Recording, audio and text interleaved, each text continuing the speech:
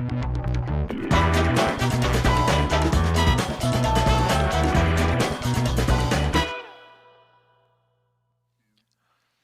and welcome back to the NASCC Championships. We are coming into our fourth and final set of today.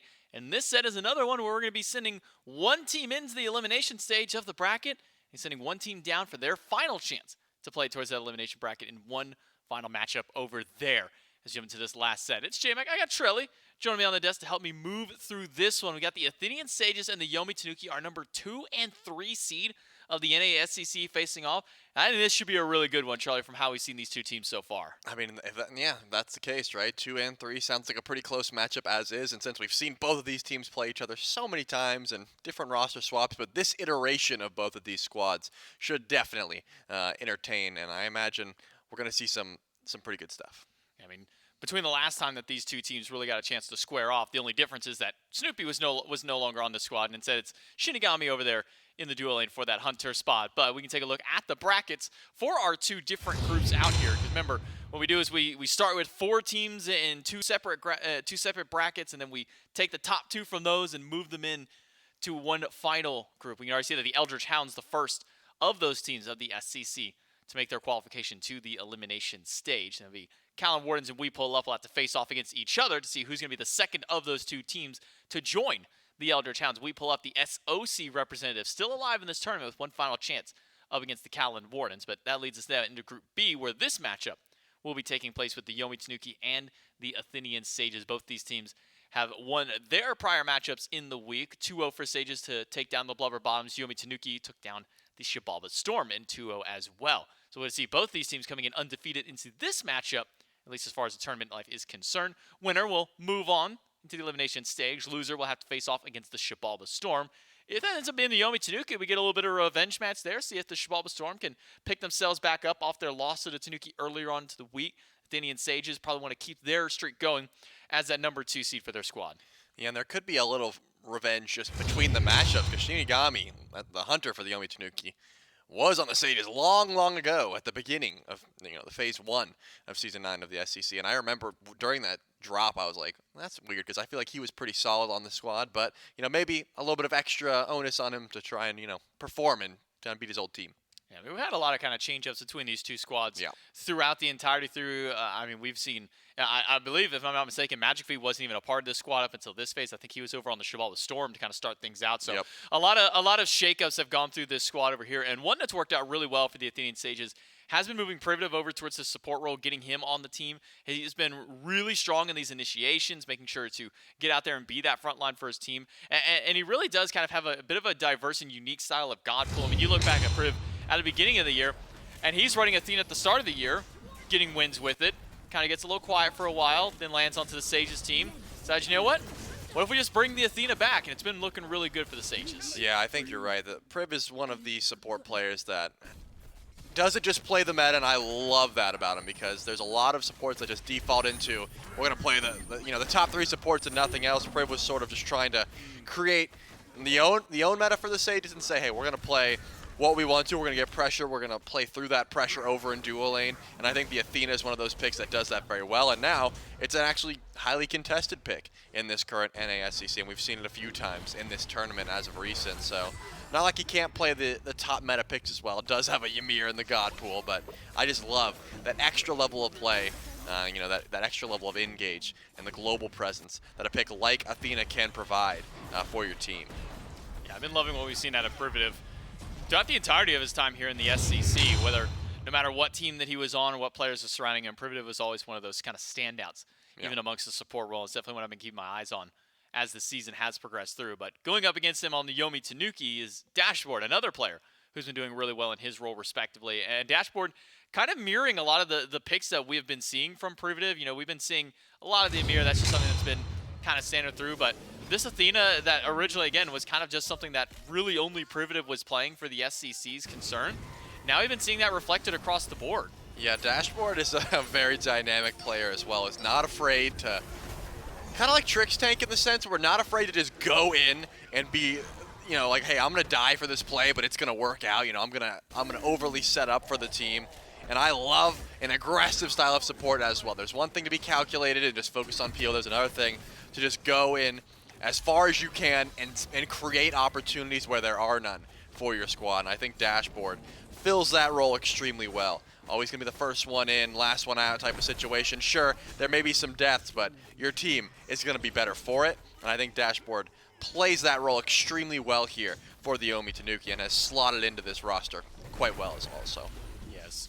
Always feels like he's kind of playing on a knife's edge in every one of these engagements that we go through. I mean, that dual lane play is still one that is always exciting to watch whenever Snoopy was on the team with him, playing just so close, both of them getting down to tiny slivers of HP in these early 2v2 engagements. I think this dual lane is going to be very contentious for both of these supports, for these hunters. We're going to see probably a lot of fighting over there to try and get some of this early pressure and try and get those, even early on, scepters to try and see who can kind of get the win out for those two supports and maybe try and get those hunters really going through. I think maybe as we zoom out towards some of the other players out there, Shortfuse over on the Thor, we've seen it a couple of times so far this weekend, has looked really good. I think MagicFeet, if you can get him for the Yomi Tanuki, try and find him on one of his power picks, can really get things going for the squad, though. We got to jump into the picks and bans and delay no further.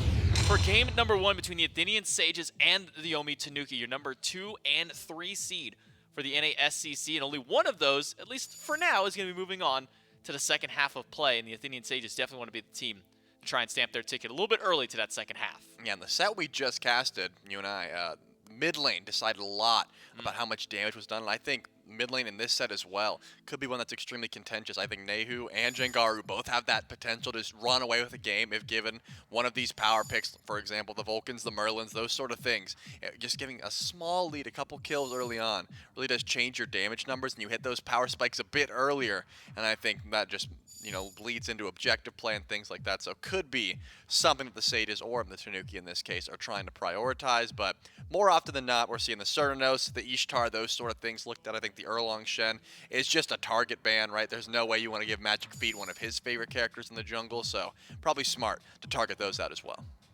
Yamoja, Thor, and the Morrigan banned away by the Yomi Tanuki, Erlang Shen, Hades, and Cernunnos for the Athenian Sages. So kind of all over the place with these bans and all different respective roles throughout that regard, but that does leave the Ymir open, which has been a power pick for so many of the supports and so many teams so far during both really of these stages. But so has this Athena, which I thought maybe would have been one that goes over towards Priv early on, considering he's kind of coined that as one of his favorite gods throughout the games that we have seen him go to.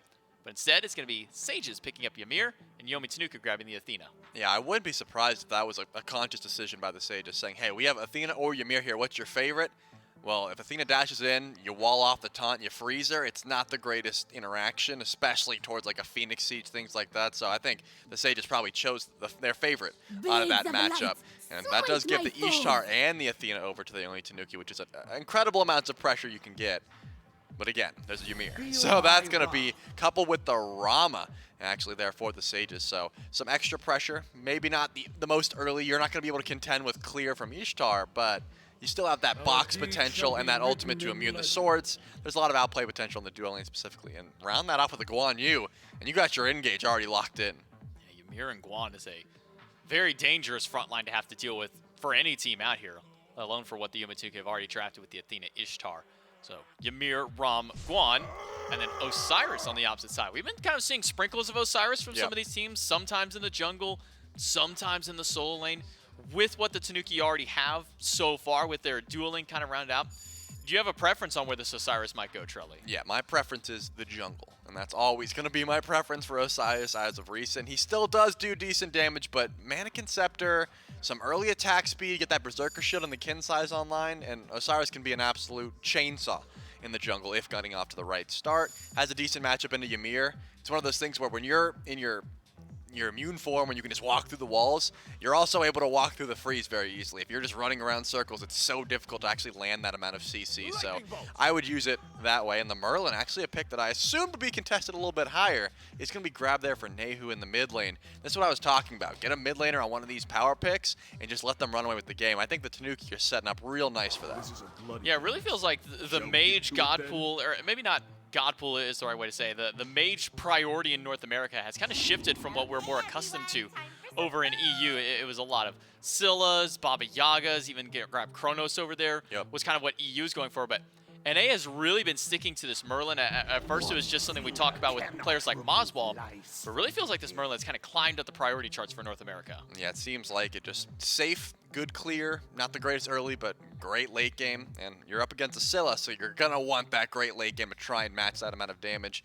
Rounded off with the Hunbats, and we know what the Athena's Burning beats for. That Fear No Evil should be able to get some good value as well. But for the Sages, I see a lot of setup for I'm a Monster too. Could be crazy. A lot of setup for the Sages, a lot of damage for the Yomi Tanuki. Who's going to come out on top, the number 2 or the number 3 seed? For that, we got to go through game number 1 with Dulcin and Goremizer. That's right, a very close matchup here between the Sages and the Tanuki. Remember, an advancement match here where both of these teams have been able to win their first round games and now move forward here into this best of 3, a chance to guarantee their spot in the elimination round. And really, Gore, if you're considering, the fight for the second spot out of this event in general, after their performances early in the event, I think these two teams might be towards the forefront of that conversation. Yeah, I mean, and it also works seeding-wise, right? Like number 2 and number Yeah, 3, it that's makes right. sense for them to be fighting for it. I had mentioned it on the desk with Myth prior to the break, but these two were right next to each other. I mean, the same, set scores, 3 and 2 each. Comes down to plus-minus head-to-head thing like that. That really are what separated it. And I'm always excited to see what these teams have. Honestly, in a set like this, and actually this is one that is very interesting, but like seeing Priv on the Ymir when there's an Athena in the game at all. Yeah. Makes me only a little sad, but that's just because Priv's so good at the Athena. And I think that Dashboard's going to be able to use that. We saw, and you had kind of mentioned it, with Shipigami playing incredibly well yesterday. Renjaru, Jangaru looking really good on the Sages as well. I think this entire match is going to be neck and neck. Yeah, I agree. The duo lane of the Sage is so much fun to watch. Privative has become one of my favorite players to watch in the North American SEC. So talented on so many different picks. Ymir, absolutely one of them. On the flip side of the lane, though, Dashboard, Shippigami, the way that they performed in the win earlier on in this event for the Yomi Tanuki, definitely raises the stakes a bit over in the duo lane. Now, Gore, maybe more than I've seen in recent memory, feels like Jungle really has been controlling the games that I've been casting here this weekend. Seen just overwhelming carry performances. Saw a bit from Oath. Chinfu had a couple of those games. Leon had a really nice game on Thor earlier on today. Just the tug of war has been a lot of fun to watch. And Susano has been there in that conversation, the solo kill potential. Hunbats hasn't been the pick here this weekend, but always lurking just around the corner as far as setup, damage, and potentially some good 1v1 fighting later in the game.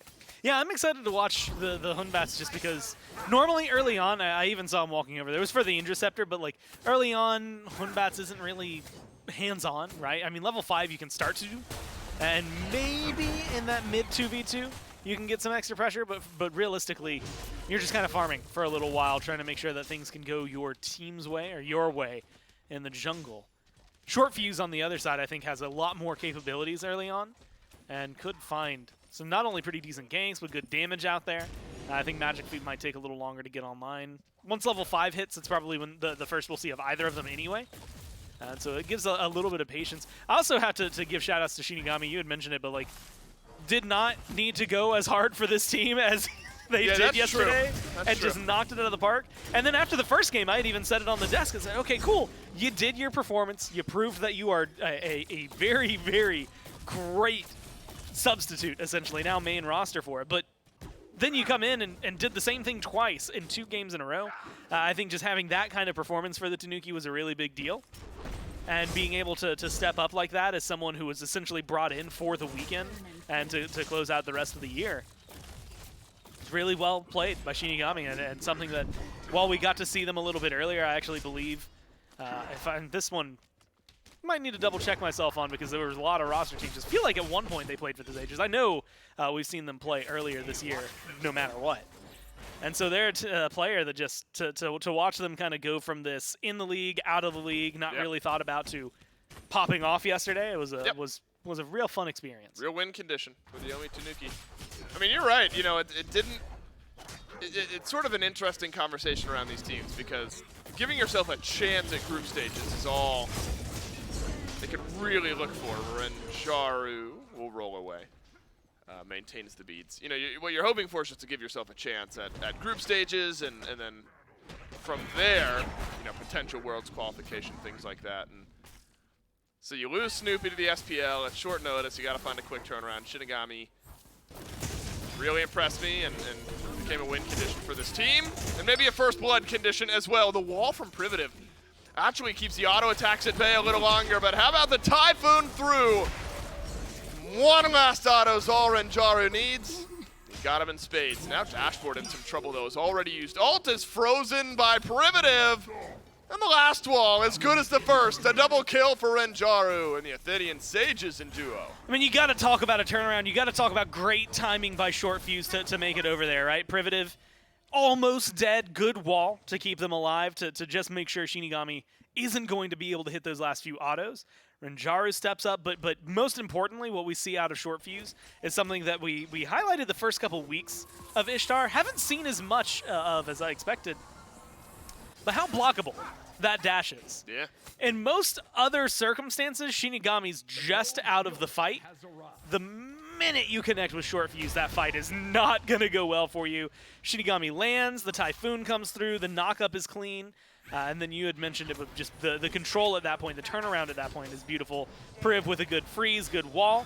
Sometimes that's all you need to control the supports. Fear no evil from MagicFeet into a taunt from Dashboardzd, and that's a simple jungle gank, and the Yomi Tanuki able to stabilize a bit of what happened over on left. I mean, you're right, Gore. Not only blockable, but like if you get in front of it, it literally sends you the opposite way of where like you're hoping the worst to go. case scenario. It's not like you stop in place, you end up heading back towards the danger. But I think a nice little turnaround there in the jungle from the Yomi Tanuki, and those are pretty simple kills. You just catch Shortfuse farming.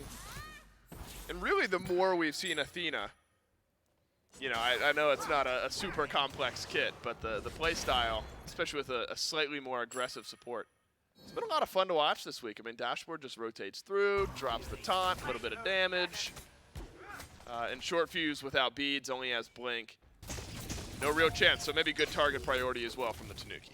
Yeah, I think being able to find that kill, specifically because Shortfuse is going to be someone, I think, necessarily to repeatedly shut down. Yeah.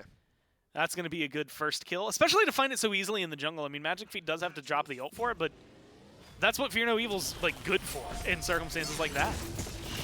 Yami is frozen.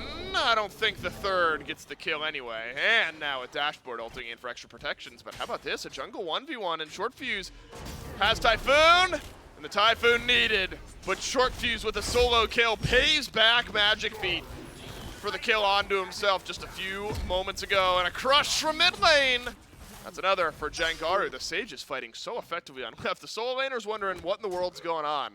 Because all the scrapping's been happening on left. And you know what? The Sages are showcasing exactly what we talked about yesterday on the championship waiting room edition for this week. And a lot of it for the Sages is not that individually you're going to see these players. And you know, we've had this conversation like, hey, who do you think's next up mid in the SPL? It's like, okay, well, Crimson can be on that list. Moswell has been on that list in the past, probably is on that list right now, right?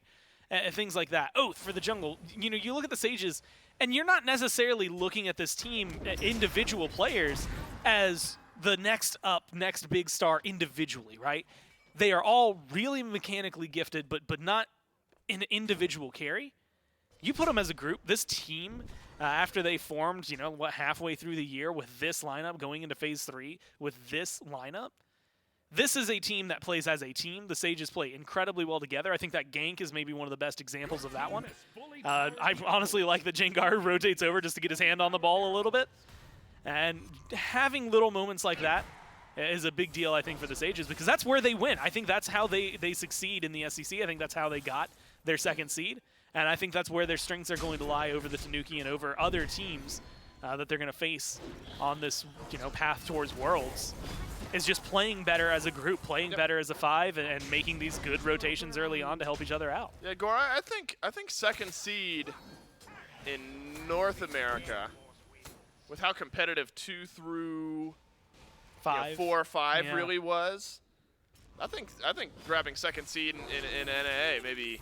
Now the Ravens are a very, very good team, but I guess my point is that it was less under contest in EU in the same way that it was here in North America. It definitely speaks volumes that Sages were able to kind of edge out the competition.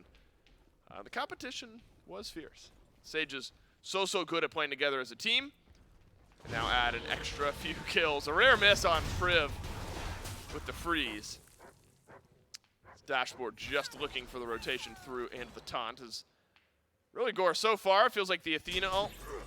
Defender of Olympus been used more for the extra protections on a couple of the carries from the Tanuki rather than global rotations. Has really just been sticking in the back pocket of MagicFeet. Now on the retreat from the Sages who are rotating over. And this is also something we've seen a lot. Shi'igami sending out ult, getting beads off Renjaru, seemingly on cooldown. But Sages haven't been punished for the beads down on their Ram just yet. Yeah, I think earlier the opportunity for MagicFeet to rotate over and capitalize on that was met by, one, Renjaru ulting and forcing Shi'igami to feel awkward. And then also Privative, Jangaru, and Shortfuse showed up in the jungle and taught MagicFeet a lesson. So just kind of showcasing how difficult it can be to I think, successfully get those ganks off. Might see Privative play setup. This is always the awkward. Like, as a support, that's maybe one of the most awkward, I think, for junglers as well. When you walk over to the lane, and you could probably help get a kill there if that person was about 20 feet forward. Right, step up a little bit. With Shi'igami as far back on the map and as close to their tower as it was, like, if you walk in as a Ymir there, even with a great wall, even if you've leveled it up, at this point you're level 9, so entirely. If it's level 5 right now and you skipped a point in your ult, that's still going to be damn near impossible to pull off. Instead, I really like what we saw right there, right? A couple of points everywhere. And you just go to the farm, just try to get some of the experience. I think Priv plays it incredibly well. And with a build like this, honestly, with a level up like this, you're getting the most out of your freeze, some decent follow-up damage, as well as a little bit of extra time on the wall. I'm curious to see which one is taking priority. I would have to assume right now it's the freeze. Would think. Priv. Can for the wall, toss it up, Dashboard face plants, and then ends up having to back away.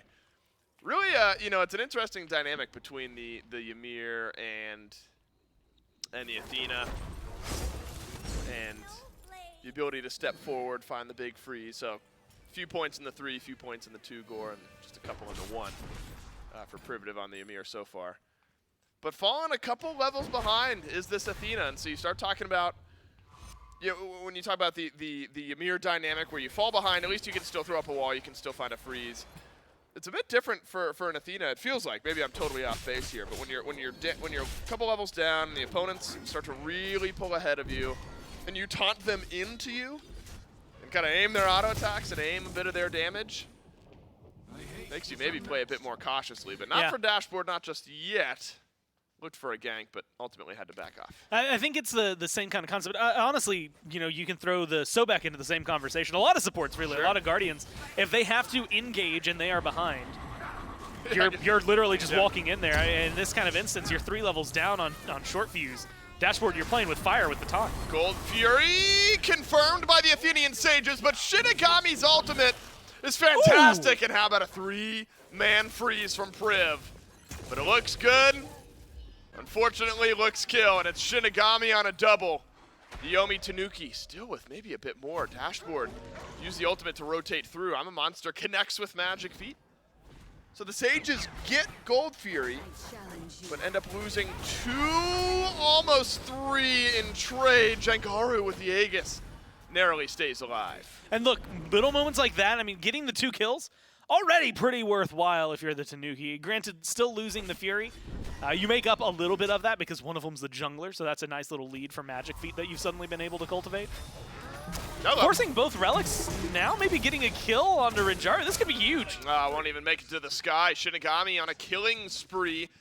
And now the scales have shifted a bit, Gore, over in duo. Renjaru was a couple levels ahead. It was 11-9 just a few moments ago. Now even, and Shi'igami with a miraculous ult around Gold Fury. And 2 kills there, and now 1 extra on the back end officially takes the lead. I think Shi'igami just continues to impress. You know, as a team, the Tanuki that had to kind of tweak the knobs a bit when playing with Snoopy. How heavily do we want to just play through dual lane? How much can we diversify some of our win conditions? Shippigami rolls on through and says, nah, don't worry. I'm going to get the Ishtar, and we can play through me all we want. Honestly, go for it. I mean, look, 3-1-0. Yesterday had, what, like a 7-2 and then a 6-3 game, something like that. I mean, they were very, very, very competitive from the carry. And you're getting a lot of pressure on your opponent ADC. You know that your rotations are going to be good. You've got Dashboard to taunt people in. I think that it's going to be a very easy going set once you pull the duo lane entirely for the Tanuki over. You do have to be worried about moments like this, though. Oh, Shippigami is in trouble, but Dashboard's going to rotate through. Shippigami just has better damage, but Jangaru out of mid, and Shortfuse joins the fight as well. Simply too much. The Yomi Tanuki outnumbered over in duo. Crush slows, Shortfuse dashes, and Shortfuse kills. The Sages. I mean, that's as simple as it gets, and that's got to be frustrating for Dashboard and Shippigami. It is simply 4 in our lane. Luckily for the duo, their team is actually doing something elsewhere on the map and pulling the pyro. Yeah, I mean, that's the standard play that you're supposed to see, right? Hey, guys, there's 4 over here. Do something on right. I don't care what it is, but something. And for a long time, there wasn't really an answer over there, right? I mean, you go back in years and Smite, and it's, you can, okay, cool. Fire Giant's the only thing over here? What do we do? Like, maybe you can go for an invade. There were no buffs up, so Tanuki unable to do that. But with Pyromancer existing over there, you get yourselves a small win. Ultimately, I think actually cut down because of the tier 2 tower. That was just picked up by the Sages. And so the kills still being way more fruitful for the Sages overall. But when you're looking at these small skirmishes, I mean, Gold Fury for essentially 3 earlier, so the Sages get a nice gold infusion, but you lose a lot of it. Tanuki now lose 2, but they get this Pyromancer. It's really made it so that neither of these teams can truly feel ahead of the other. Some experience gaps, but they're almost entirely traded out. I mean, there's like a half level, 3/4 of a level for Shippigami. What, excuse me, is matched by Jangaru on the other side. I mean, you've got a lot of, I think, really, really good pressure from both of these squads, but a lot of the fights haven't gone cleanly enough for either one of them to just be sweeping. Like, you know, for other teams, we've seen this 8,000 gold at this point. Neither of them have really secured that yet. Dashboard gets his bubble popped, and there's just a lot of CC that rolls through. Jangaru would love this I'm a Monster to find someone, but ends up timing out, and so Shortfuse and Jangaru sent out their ults. I suppose only Shortfuse actually sent it out. Jangaru uses it, and CC immunity helps. What I have started to notice, though, Gore, is specifically with Nayhoo and Jangaru, damage out from this Merlin has been so successful in zoning out the Scylla, forcing her back. Just a little bit of tick damage from that Void stance. You got flat pen, you got percent pen with the items 2 and 3 there. Feels like already that this big 3-item power spike for Merlin. Obviously, burst-wise, you're not going to keep up. But if Nayhoo's job in his mind is kind of zoning out the Scylla, feels like he's done all right. And honestly, the damage numbers are going to be good. I mean, we talk about Merlin burn around objectives very easily. This is going to be a very burny build. But that works around Privative. It works on Dishonored as well. And they have some healing and a lot of good burst, good setup, freezes, things like that to make it so that the Merlin doesn't feel comfortable. But it's dangerous to play into. Snaddy blinks forward as the Oni Fury gotten by the Yomi Tanuki. Privative get gunned down here by Shippigami. Med keeps the Ymir alive a bit longer, but this fight so successful for the Yomi Tanuki. They do lose MagicFeet, but Shortfuse also dead. On the other side, Renjaru gets jumped on and taunted in. And it's Shippigami, who else but the ADC continues to ride. And the Yomi Tanuki this time not only win the fight at the Fury, but get the Fury for themselves as well. Yeah, and I think that's a big deal. A 1-for-3 trade most of the time, even though it's your jungler that goes down, absolutely worthwhile. You're never, or at least should not be, complaining about that. So the Tanuki have a win in that regard, but they also get the Fury. So the scales tilt very heavily in their favor, and considering the way that things have been going for the Sages up to that point, it's a big deal for them to finally get some wins online, keeping it 7-7, right? Kills staying tied. All of a sudden, you're looking towards that Merlin. You had mentioned it, but stacking the Charon's coin being a big deal. Getting some gold for Shichigami being a massive deal, and specifically getting MagicFeet just involved at all. Having that ult be an impact player is a good deal for the Tanuki. With now Pyromancer going to be up in like a minute, little over. And of course Fire Giant existing just anywhere on the right-hand side of the map whenever it's up. I honestly think the Tanuki are in a good spot to try and pressure it. The downside is they've got superior burn. Good fight, as we just saw. Other side, better survivability in terms of the healing, and just secure when it comes down to it. I mean, I'm a Monster is not going to get beaten. Crush is then probably also the next highest in terms of capabilities of securing an objective. Yep. The snipes as well from Renjaru. There's a lot that the Sages have that make even a 5,000, 10,000 gold deficit from the Sages if that ends up happening, and makes it risky calls for the Tanuki to actually go for an FG with how simply they could just take it out from underneath them. Yep. So some of that poke damage is going to have to find Jangaru in the back. Now Renjaru has fallen a bit behind here. Shichigami, seemingly in fights outside of ganks, has really been able to find an impact. Snipes used and immediately canceled. Actually, pretty slick there from Renjaru.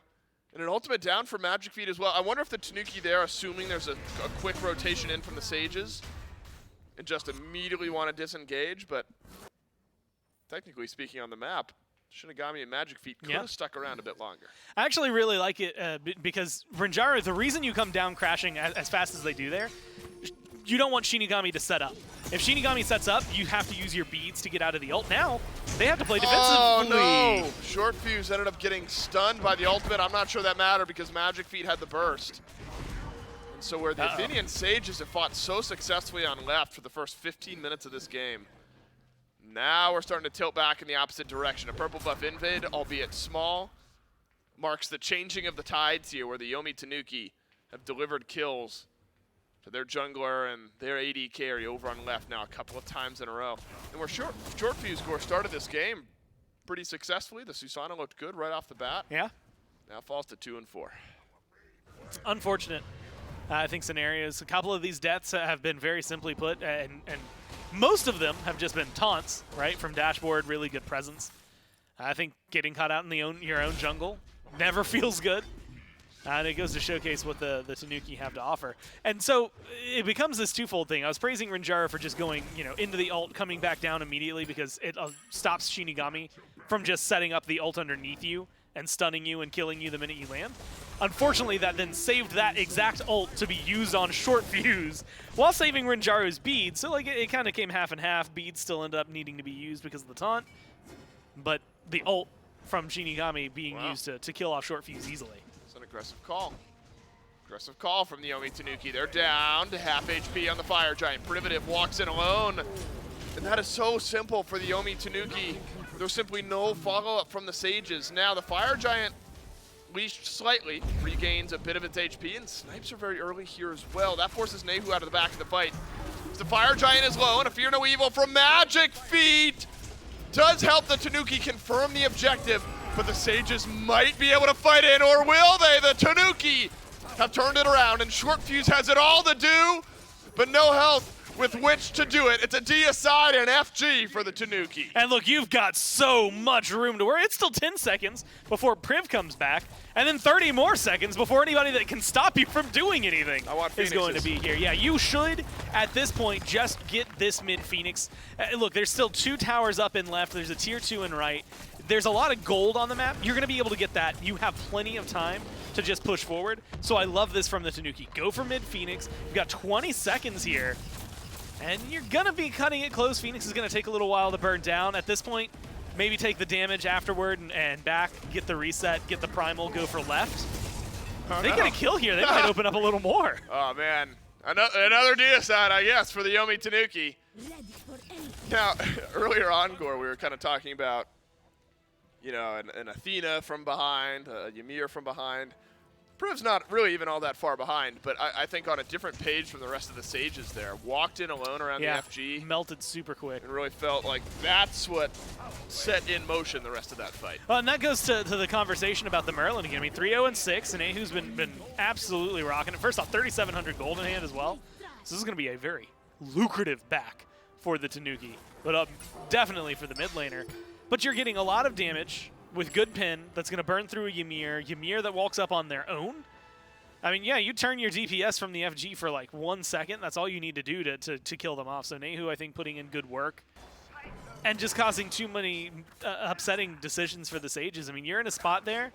You're not going to win that fight. It's aggressive from the Tanuki, but you're not securing the Fire Giant. You're not walking in. And if nobody else is going to be on that page, you know, you've got Jangaru, Renjaru looking for steal potential. They aren't going to be able to get too much done with that. So, unfortunately for Privative, you kind of draw the short end of the stick, right? There's nothing you can do about it except die as a support. And then to die onto the Phoenix, I mean, you have to make a stand there. There's just not much you're going to be able to do by it unless you get like a massive, at that point, 4-man freeze and lock them under the Phoenix with an ult and the wall, and the Phoenix does like 4 more shots. Like, there was not a lot of turnaround potential. It was just trying to slow them down as much as possible. And Shipigami, I mean, I agree. You got to give shouts to Merlin and Nayhoo. Because Nayhoo's done like 6,000 damage in the last like 1 fight alone. Was a bit lower than even the Hun Bats, and hadn't had that high damage numbers 5-6 minutes ago. Makes their way about middle of the table now. Shipigami continues to be it for this Yomi Tanuki team. Far and away the damage leader, 10,000 over anyone on the Athenian Sages, about 4,000 over Snaddy. Osiris. We haven't mentioned Osiris much, Gore, but I think has made a really nice difference for this Yomi Tanuki team. Plenty tanky. Lord of the Afterlife has helped jump in, and the Osiris helped a bit of that anti-heal. Privative taunted forward, though the bubble mitigates some of it. Oh my goodness, what is that? That's burst damage, Dave, from the Yomi Tanuki. Jangaru learned the hard way, had beads and Aegis. No time to use them. And now, life much easier for the Tanuki on their siege. And then I love this for MagicFeet. You've got fire minions in mid. You don't have to worry about that. Push up where you can. Steal a little speed buff if you can. And just get a little extra pressure out there. And with this loop, I don't think MagicFeet's going to commit to it. No, they are. I love this kind of positioning where you can get behind them. If it was one good Fear No Evil, makes it so much simpler for your team to move forward. The downside is the timer. Yeah. And that is that the Fire Giant buff is gone now. And your team's still going to go for it, but it's going to be a lot more work to make this happen.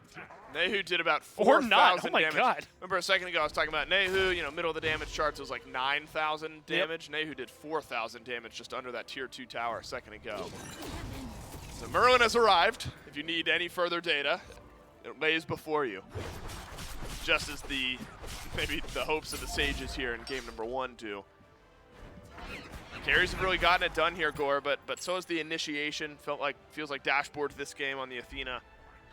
Really been on it with the taunts. And Athena's really arisen as a force here this weekend. Again, simple kit, dash forward, find some taunts. Right up there with simplicity with Ymir. And it's worked wonders for these SEC teams. Need a bit more of it though. Gotta be careful. Looks like the Sages potentially gonna step up and maybe see if Jangaru can find a steal. I also feel like the build specifically, and this one goes a little more in favor of what we're seeing out of Dashboardzd, just helps a little extra tankiness, right? You're getting the prots from your gauntlet, you're getting prots again from the Magi's, then a lot of health from a Relic Dagger. And so being able to withstand maybe a little bit more of the onslaught versus the build. I mean, there's still a lot of prots and some health over there for Priv, but it's a lot easier for the Tanuki to burn through that, given the gods they've picked up, than the Scylla's going to have with some of the burst, than the Ram's going to have at this point, especially kind of leaning a little heavier into the crit earlier on. Now has the chin size, so could provide a lot for the team. Snaddy's got to tether out, but Dashboardzd will step away from it. Now Cavalry charges forward, but we've seen what happens to tanks who walk in alone, and a 3-man Fear No Evil from MagicFeet finishes the kill that the rest of the Tanuki had set up. Privative again left alone. The freeze simply doesn't matter. And that's a Typhoon to clean up a speed buff and an I'm a Monster used to do the same. Sages have just been outclassed down the stretch here in their team fighting.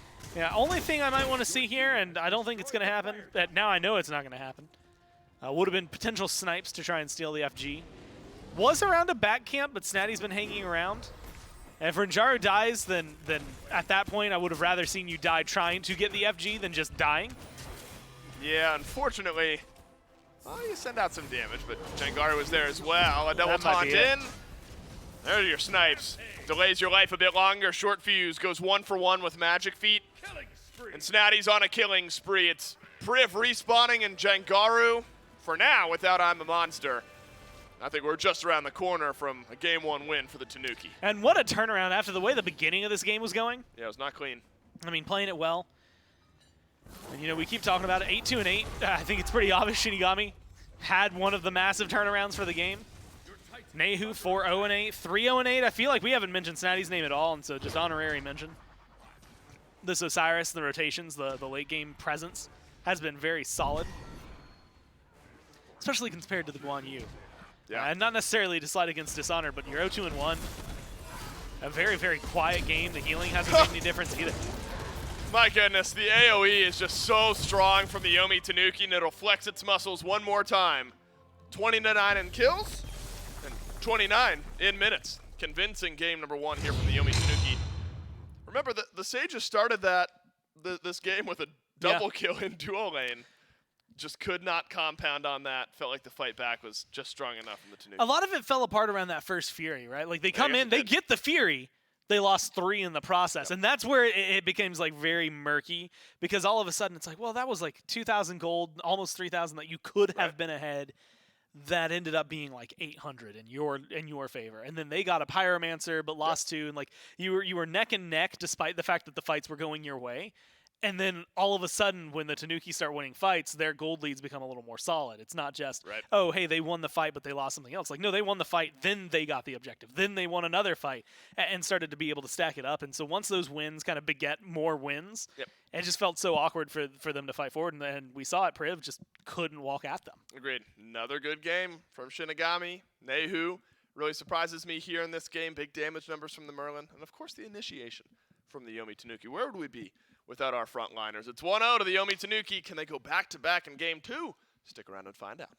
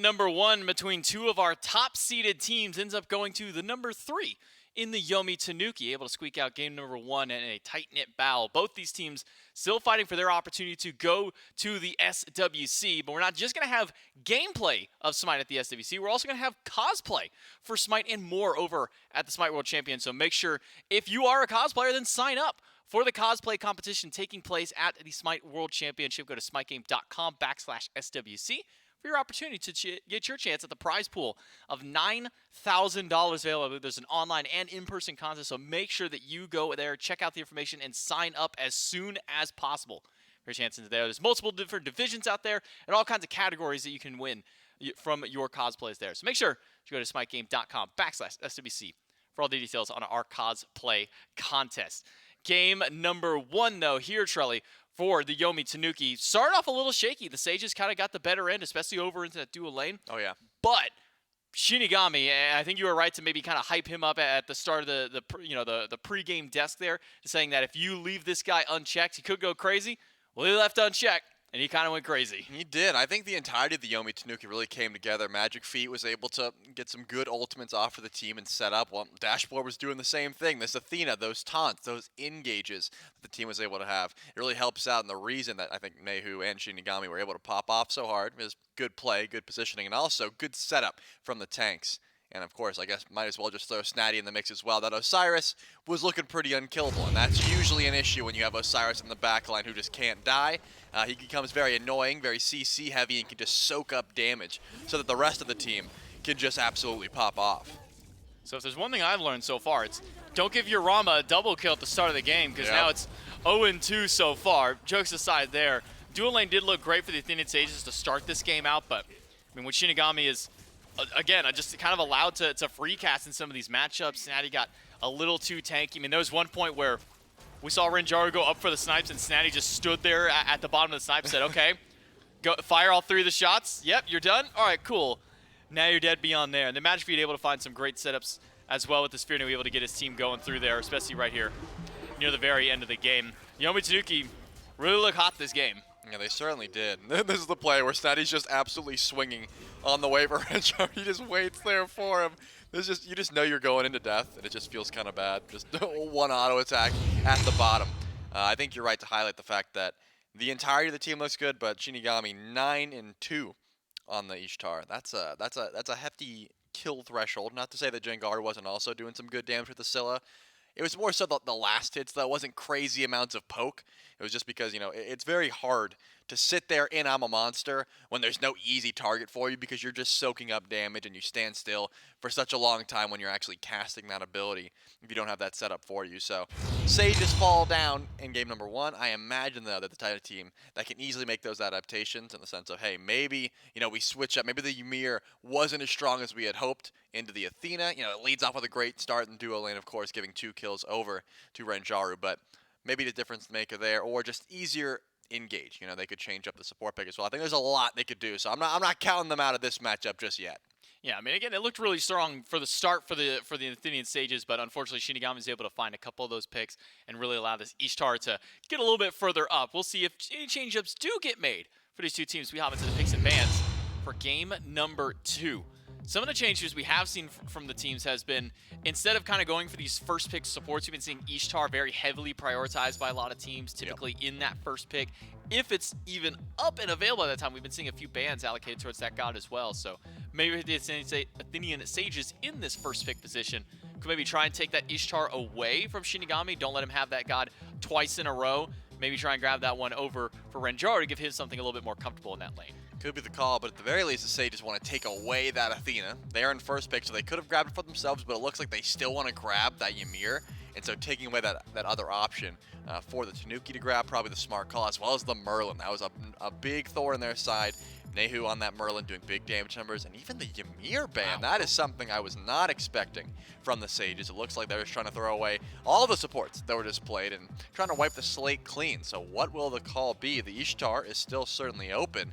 If that's something the Sages prioritize, they could look towards it, or again, focus something in the duo lane. But let's be honest, we all assumed that Ishtar was going to be locked in. Yep, and it does so for the Athenian Sages. Now it kind of makes you wonder where we go in the support god pool, because like the top 3 have been taken away. I guess Maui is still available. Both these supports have shown at least prowess going towards things like Ares or Fafnir, so maybe we see a possible double hunter composition. And Daji, wow, I keep forgetting that Daji is making it through these picks and bans, because like nobody is really kind of prioritizing this god anymore. It seems she's kind of fallen to the wayside for priority for a couple of these teams. But a Daji's Cernunnos top 2. I mean, how do you feel about that kind of potency right now, Trelly? It's nice. I think the Daji, for me, has still that crazy damage amount for sure, but the Palau is losing a little bit of its value, and more specifically, these Dajis have been getting focused out, right? You try to Trickster Spirit in, you die on landing, you can't really get that damage off. Not to say she's not incredibly strong, she certainly is, but top pick, top ban, clearly not as prioritized in a meta like this. And I see 3 CC immune ults on the side of the Sages, so Daji going to be focused more on either getting beads burned for her or just doing raw damage, at least in the early game. But the Ratatoskr and the Cthulhu, the Sages, have already cemented themselves a pretty nasty team fight, and that's not even mentioning the Ishtar ult. And not only that, but there's still no support picked up for the Athenian Sages. Maybe a support here with the Cabrakan for the Yomi Tanuki that gets locked in to round out their top 3, jumping right into the bans. E-set taken away, which is a little curious. We haven't been really seeing a whole lot of E-set as of recent. Have seen it kind of shy towards the support role a little bit. Have seen it go back towards mid a little bit more often as of recent. So seeing that, and now the Kepri taken away, seems the Yomi Tanuki are trying to put some of the target away and take some of those picks away from Privative. But again, there's still some other picks that Privative's been going to. Again, the Fafnir, the Ares, Maui, all still available for him to go towards. But it'll be a little while before we see that. Raw actually locked in for the Yomi Tanuki. And if we see anything like we did yesterday, I'm ready for another fireworks show. Yeah, looks like that's going to be the call. The Maui you were talking about is going to be locked in there for the Sages, so even more CC coming through the side of the Sages. That landfall ultimate could set up a lot, and also just sort of, block off the path so the Cthulhu can chase down the carries a little bit easier. Ra is going to have to watch out for that one specifically. And it looks like the Huang, a pick that has been, highly contested, low contested, not even looked at. I'm not sure how good Huang even is at this point compared to everyone else. I personally think he's still strong. He's got that good early game. He's got that good late game, and the CC that he provides is always going to be prioritized. A lot of single target damage here, though, by the Yomi Tanuki. Cabrakan going to be immediately there, and then now you throw a tier. So a lot of setup for this Raw to try and get those snipes through. But as you kind of highlighted earlier, a lot of CC immunity on the squad, even though the Maui, now the Huang with 2 forms of CC immunity. Feels like it could be hard maybe for this Daji to get those beats. Do you think that Cabrakan, Tier, and Cern are enough to maybe get those beats through? That's something that we're going to have to find out, though, in game as we jump into game number 2 between the Athenian Sages and the Yomi Tanuki. And to do that, we got Dulcin and Gormizer. Yomi Tanuki just 1 win away from advancing to the elimination stage of the SCC Championships here in North America. Now the Sages, they're your second seed. They're a no-give-up type of team. And some interesting pick score here for us in game number 2. We were trying to do our Raw impressions. Raw! Raw! Doesn't he? Raw! Is his bit, is his lore that he's, a little pompous? Because that, Raw! Doesn't that sound, that is you know what pompous. I mean? Like he's going to walk around and look down his nose at you, or his beak, I was going guess. to say, doesn't he have to? Isn't that just, based on the shape of beaks, he kind of has to? Yeah, but evolution, right? I mean, he's you got to think about it. He's heralded as the head of the pantheon. Right. He's the icon for when people think of Egyptian mythology. Yeah, I challenge anyone not to get a big head when that's their background, right? It's probably he's probably not a good dude. And that's just general mythology. 9 times out of 10, they're just not good. Yeah, right. Not folks to be looking up. Odin and Zeus, they aren't really good people. No, certainly not. Certainly not. We don't have Odin or Zeus in this game. We have seen some Odin throughout this weekend. Do you have a Raw in mid? And we did enjoy. That's right, Raw. We did enjoy what we saw from Raw the last time. Plenty of snipes. They were all connecting. See if Nayhoo can get that type of performance going. Early pressure from Priv and Renjaru, Guan, and I suppose you expected a Maui good at forcing pressure and an Ishtar good at following it up. I really do think, honestly, this game, and if I had to play preferences, the draft from the Sages, I think, is just a better team comp, right? I mean, top to bottom, it's going to be really good at team fights. That's what they're strong at already. And so I think they've got a lot of potential to tie this set up just because of the gods they've come into this game specifically with.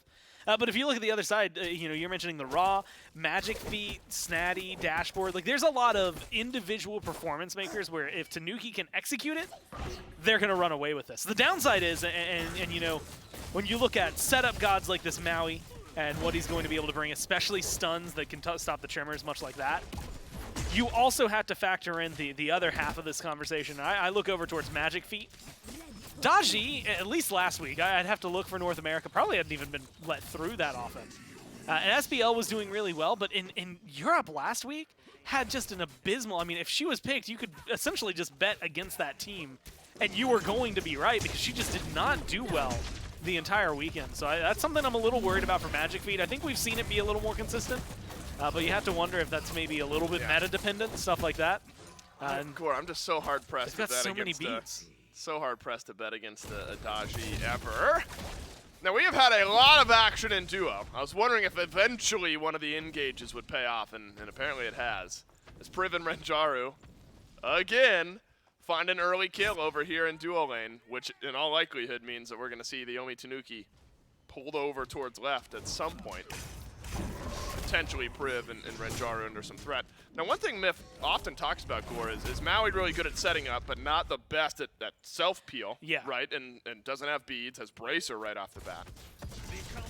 Potentially leaving the Sages dual lane a bit more susceptible to an early gank. His swing, right? He lasses the sun, swings.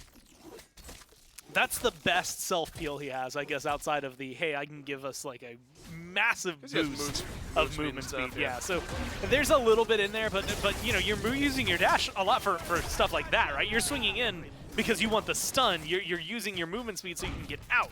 Uh-oh. Shortfuse is here. Oh, no, and Dashboard has gone back in, and a level 5 hit from Shortfuse. It's calculated, and it's perfect.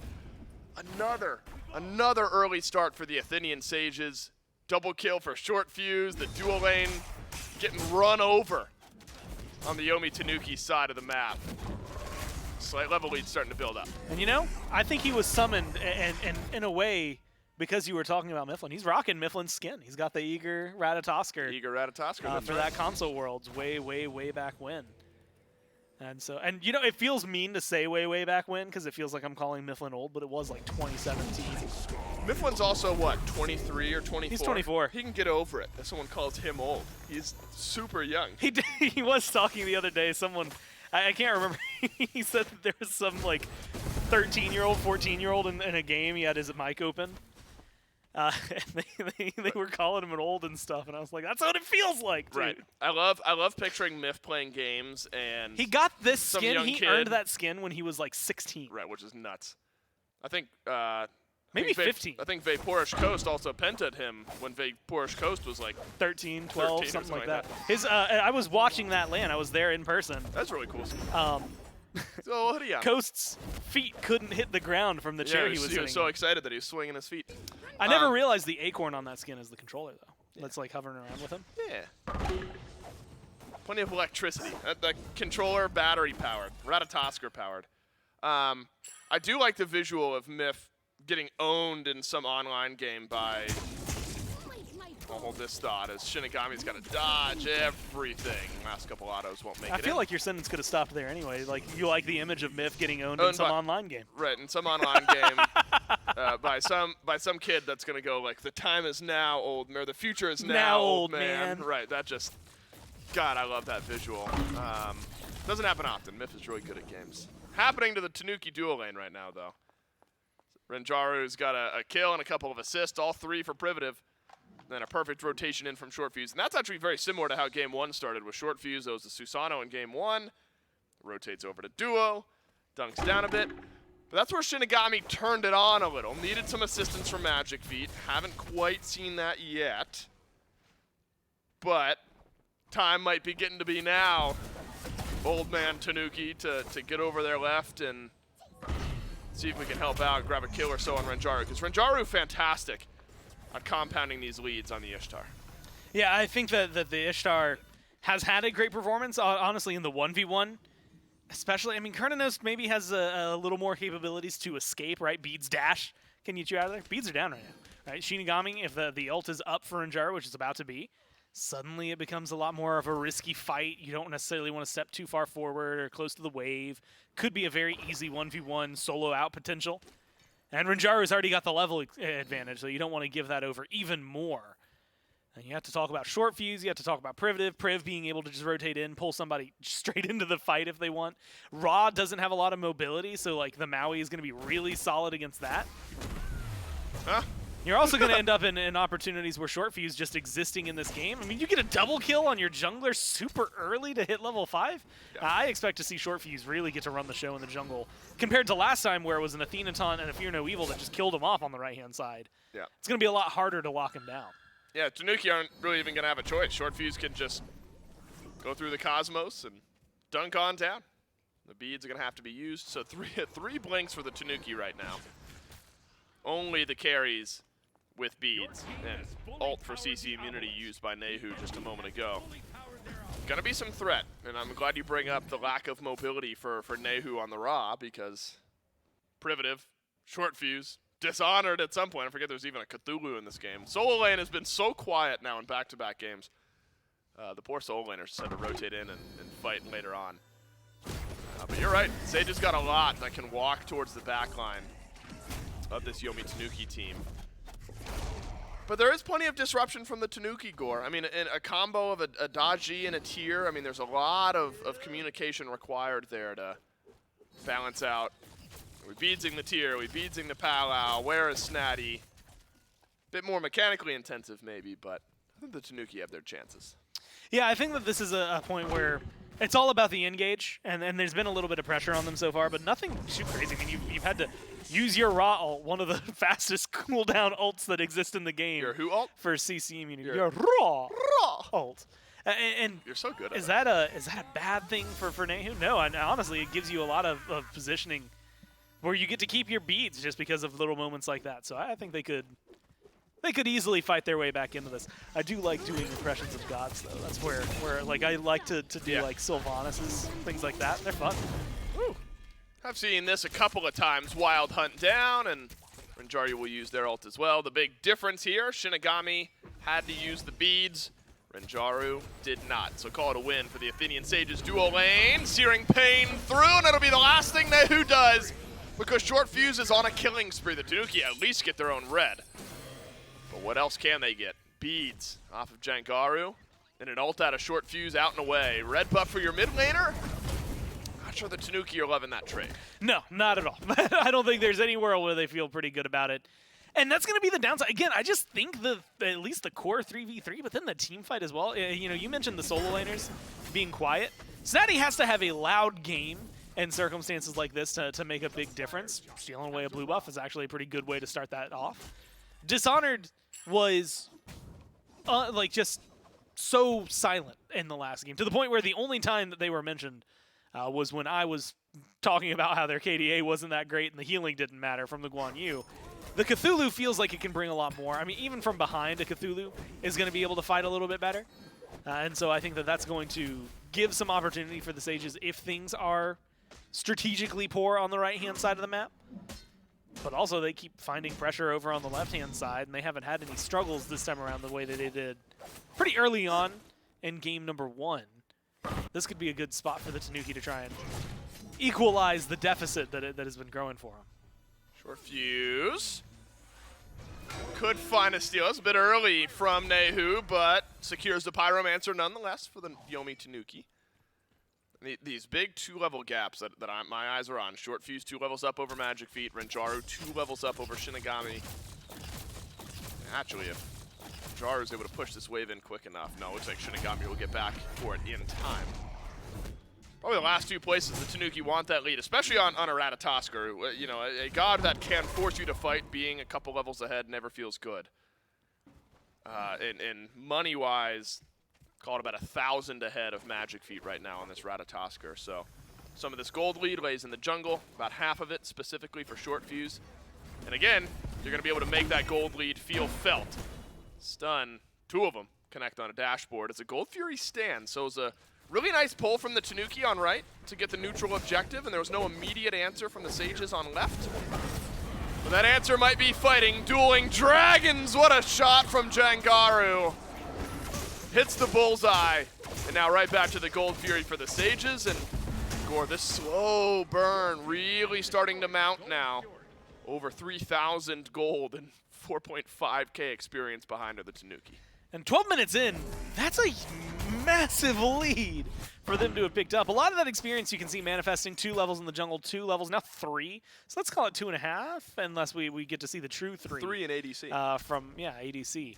The Sages able to do a ton in terms of where their pressure's got them. And again, a lot of it is off of that double kill that we saw from Shortfuse earlier, right? They get a kill in the duo lane, immediately followed by a double kill. Like that in and of itself gave enough of a lead to allow the Sages to have a pretty large gap over on left, let alone the fact that they keep coming over here. You're going for invades, you're making Nayhoo feel uncomfortable. You know, one of the kills they force is around the red buff, and that's what the trade is for the Tanuki. And I think there are a lot of little moments that unfortunately the Tanuki have missed out on because it is added up for the Sages. And then you start to I mean, at this point, wonder where you can start to find the fights back. And a lot of it is either going to be grouping. They're grouped up in mid right now. Taking that tower could be pretty nice. But without the Fury, without the Pyromancer, you don't have like the big golden fusion capabilities right now. Oh, that's smart from Renjaru and about as well played as it gets. Priv, though, one too many tower shots. Maybe it's better played from Shiπigami. Turns around the 2v1 tower dive. Every once in a while, the team that's ahead does a bit too much, and that's an example of it. But Nayhoo forced to use beads and Aegis. Shortfuse just the ultimate. A nice trade back. A Searing Pain clips Jangaru. Dashboard with no blink, otherwise Jangaru might be in some danger, and still is. That's blink in from MagicFeet and a root to answer back. Flutters away, beads out of Renjaru, and it looks like just the one kill for the Tanuki, with the rest of this game going the way it has. Tanuki happy to get any advantage they can find. Well, Snaddy might be in an awkward spot with a good dueling dragon. Another one. Yeah, I think Wow. this is just really well played in moments by both teams. Good disengage from the Sages. They pull a lot of utility out. They still have a couple of ultimates for themselves. I mean, maybe nothing big. It's just a red buff, so I don't imagine them going so hard over that they commit more ultimates. But they should be able to put some more pressure out. Oh, Nayhoo. Oh, wow. Brought back in. And now the first descent into madness of the game will hand a kill over to Privative. MagicFeet without ult. Left wandering by the Sages. And Gore, I gotta be honest. I forgot there was a Cthulhu in this game, and that's no slight at Dishonored. We have just seen the solo laners they've needed to do less than nothing so far this game. They've hung out over in solo, they farmed up. And so admittedly, I was a bit surprised by the descent into madness just now, and I think the Tanuki were as well. I mean, again, very similar to the last game. Like, there was a point where I made it explicit to call out Snaddy because it's like, we haven't said a word about It's like, this wait, there's dude. an Osiris in this game? 3-0-4, and it's like, what? Like, I see that you've been active in this, but I don't remember seeing you. Yeah. And again, unfortunately for Dishonored, it was a quiet game and then some. This time around, it's been a little more quiet, or maybe a little less quiet now that they've actually gotten a little more involved. But still not a crazy active solo side game. A lot of the pressure from the junglers has been on the left. Yep. And I like that. Early on, like the Gold Fury is worth a lot. Getting those Furies early is really helpful for your team. And way better, in my opinion, early on than like the Pyromancer. Pyromancer is way less of a commitment to go for. You lose a Pyromancer, and you're not sweating too hard. You lose a Fury, all of a sudden the fires are lit.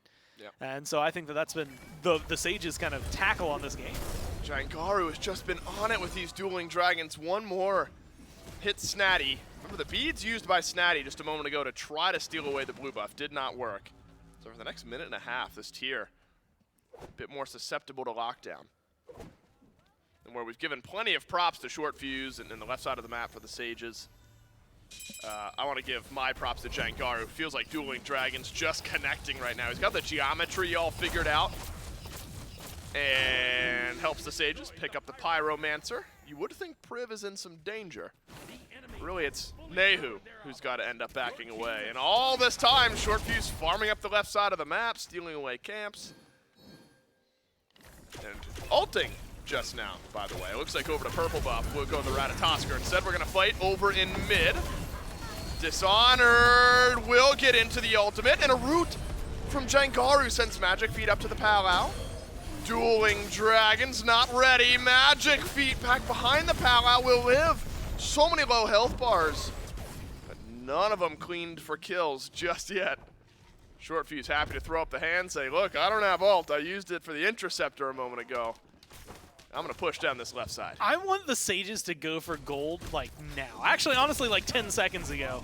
Drop a ward. You know, you've got one from Shortfuse. Drop a ward, allow the teleport in for the Cthulhu. Yeah. You should have been on this way before the Tanuki. I agree. I wonder if this is now a dropped potential for the Sages. If the Tanuki are able to get this, Sages probably feel like they missed out on one, and the Tanuki will indeed get the Primal Fury. I suppose the Sages were looking for a fight in mid, hoping to win that, and then go deal with the Fury.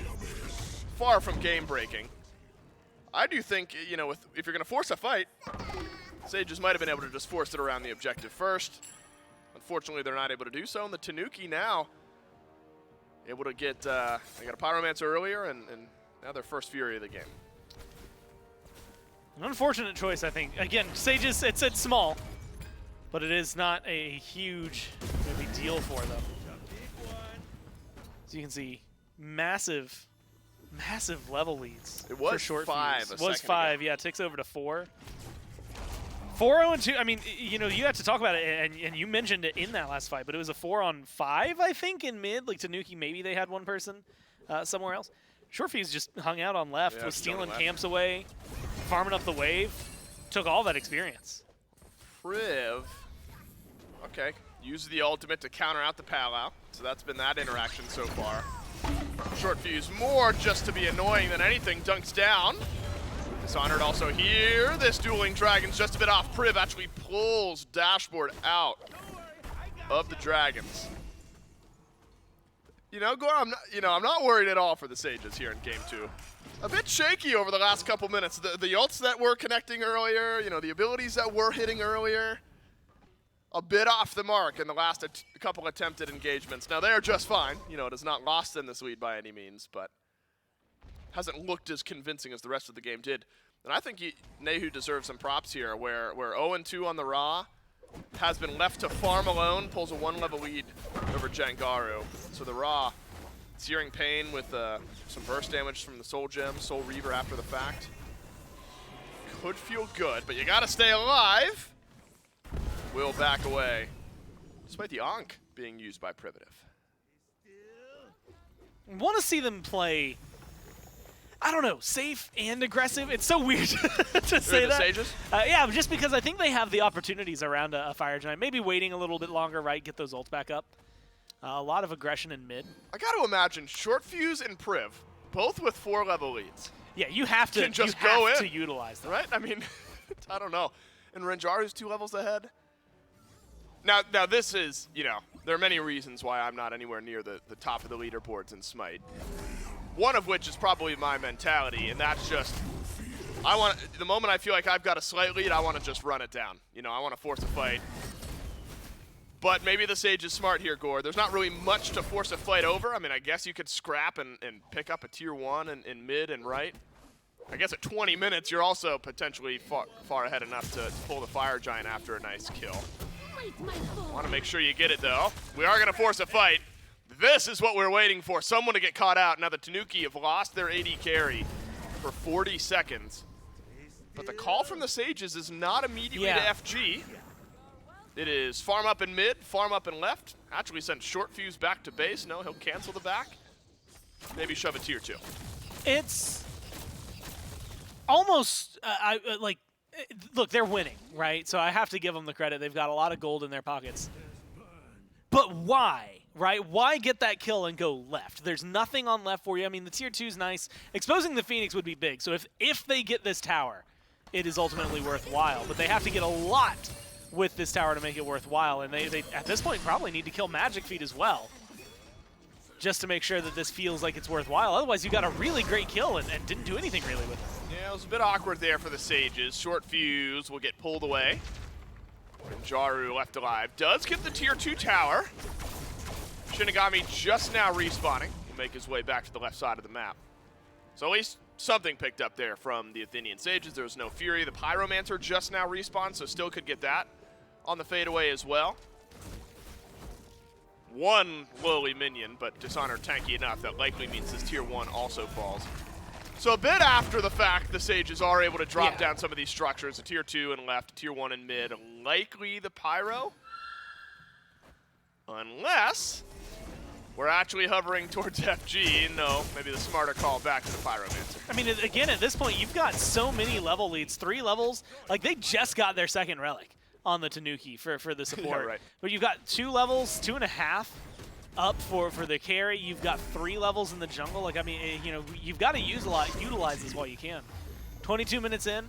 I appreciate not biting off more than you can chew, and maybe not necessarily throwing a lead, but you've got enough of a lead that you should be able to step up to the Fire Giant and force something to happen. Or if you're taking these fights around mid, you know, that one kill that we saw on left a second ago, that it, like you said, results in 2 towers, but that could have been a very easy, okay, now we're going to force you into a 4v5 around a Fire Giant, which then becomes a 3v5 because we've got a numbers advantage and you're fighting into a deficit.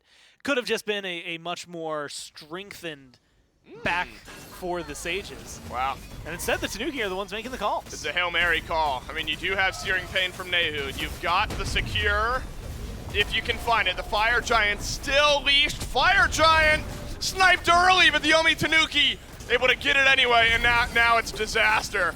That's all that's remaining for the Tanuki are tears and crying as MagicFeet left running. Shortfuse chases down Snaddy. And the fact that 3 alive with the FG buff, I guess a bonus for the Yomi Tanuki. You did lose solo, you did lose support. But the Yomi Tanuki get FG on 3 and deny it from the Sages. That honestly, that's the bigger win, right? You're losing a team fight, I think, no matter what, just the way they play and with the lead the Sages have. But you got the Fire Giant, and more importantly, they don't on the other side. Like you said, that slows things down just immensely. I mean, you know, if they have Fire Giant for the Sages, we're talking about Phoenixes, and probably 2 of them at that. Right now, it's lucky if you even get the tier 2s. You know, you knock them down, so good gold infusion again. But we're looking at a decent defensive composition for the Tanuki. Maybe not the best that it could be. Ra has a lot of narrow abilities. But still a good enough composition for defense. Good burst that exists on the Tanuki. Fire Giant on there. If you're looking to try and knock down a couple of tier 1s, you've got it on somebody that would be, quote-unquote, the most important, and that's Shiπigami.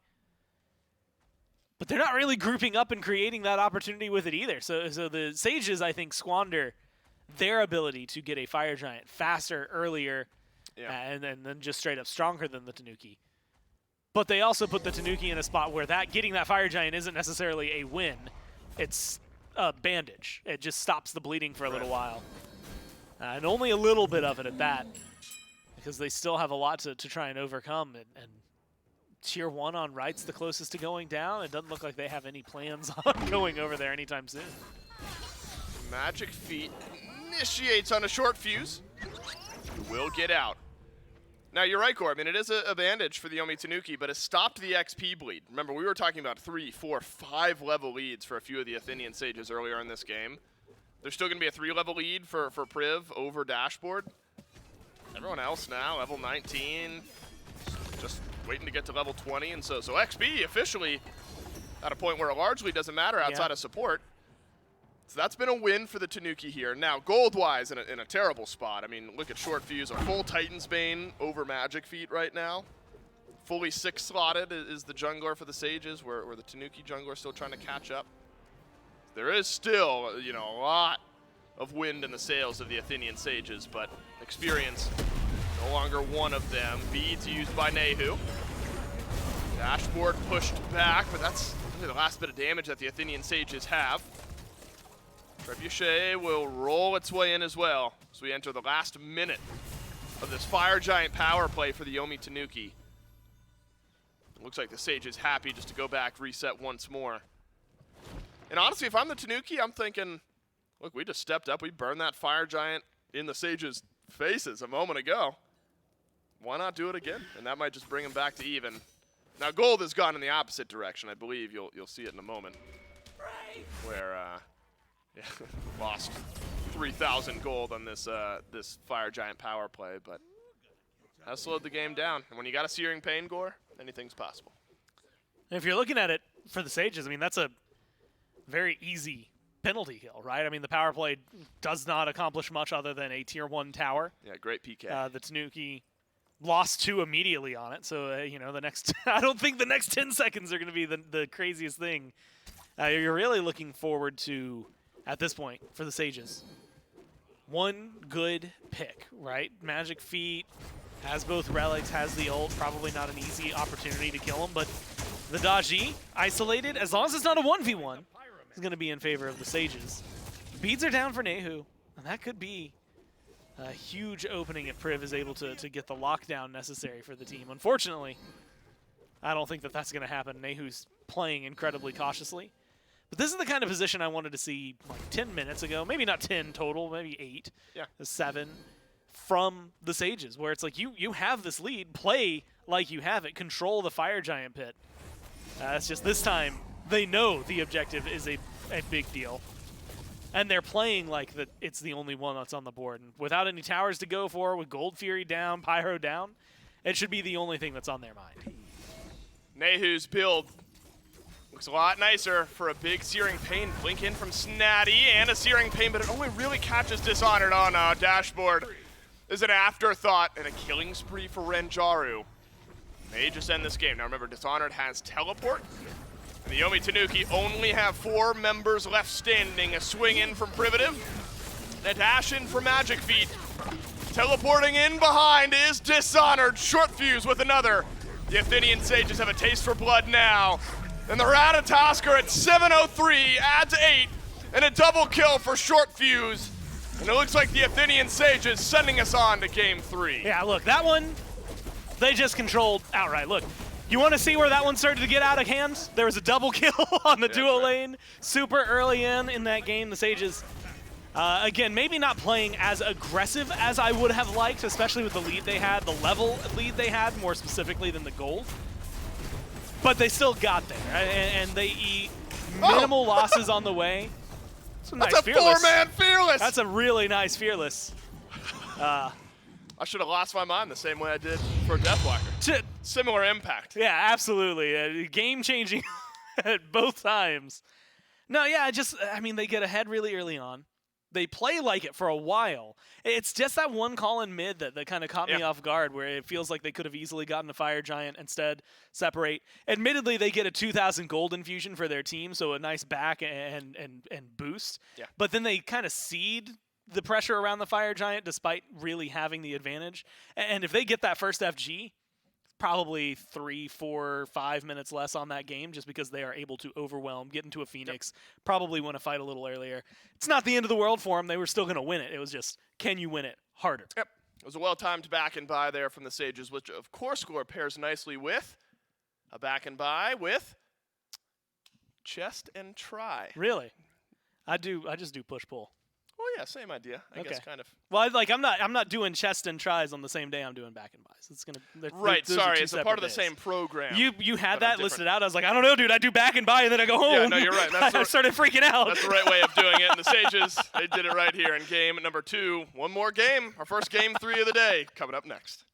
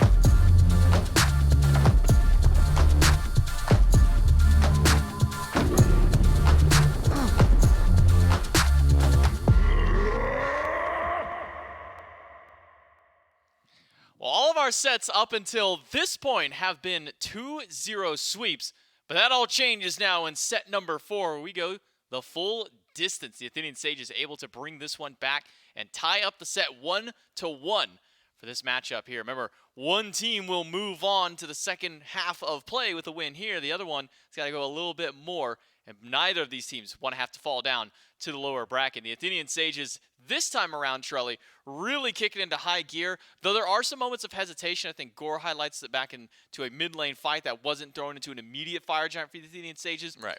But it's still hard to doubt an Athenian Sages team when Shortfuse is getting 4 or 5 levels up in the early game. Yeah, I would say so. It seemed like that Ratatoskr had all the pressure in the world on that map with that global presence, and it just also seemed like Renjaru could do no wrong on the Ishtar. It's just that pick that has been so highly contested between both of these teams.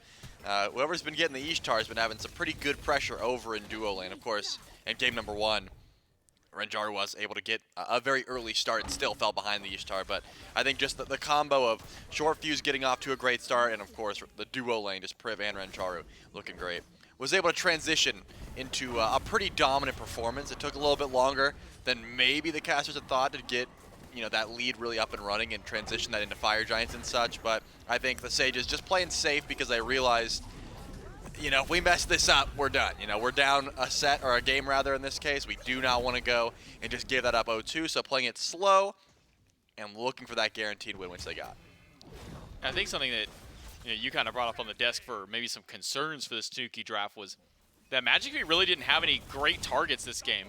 Typically in the past, what we've been seeing kind of at the mid portion of this season and really translating through was anytime this Dodgy gets picked up and Huang is available for mid, that's typically the answer, so that way your mid laner is a little bit safer going against that jungle matchup. But when you have literally everybody on the Athenian Sages with some kind of CC immunity built into the kit, those who needed a little bit of extra, obviously picking up purification beads as well, but it just felt like that MagicFeet really couldn't get anything going this game. Anytime that Dashboarřd was initiating, he was just getting pushed back instantly by the Athenian Sages, and it's a good turnaround from the Sages team to now bring themselves to a tie set and are one game away, both of these teams, from being able to move on to the promotional match into the elimination stage of this NASCC Championship.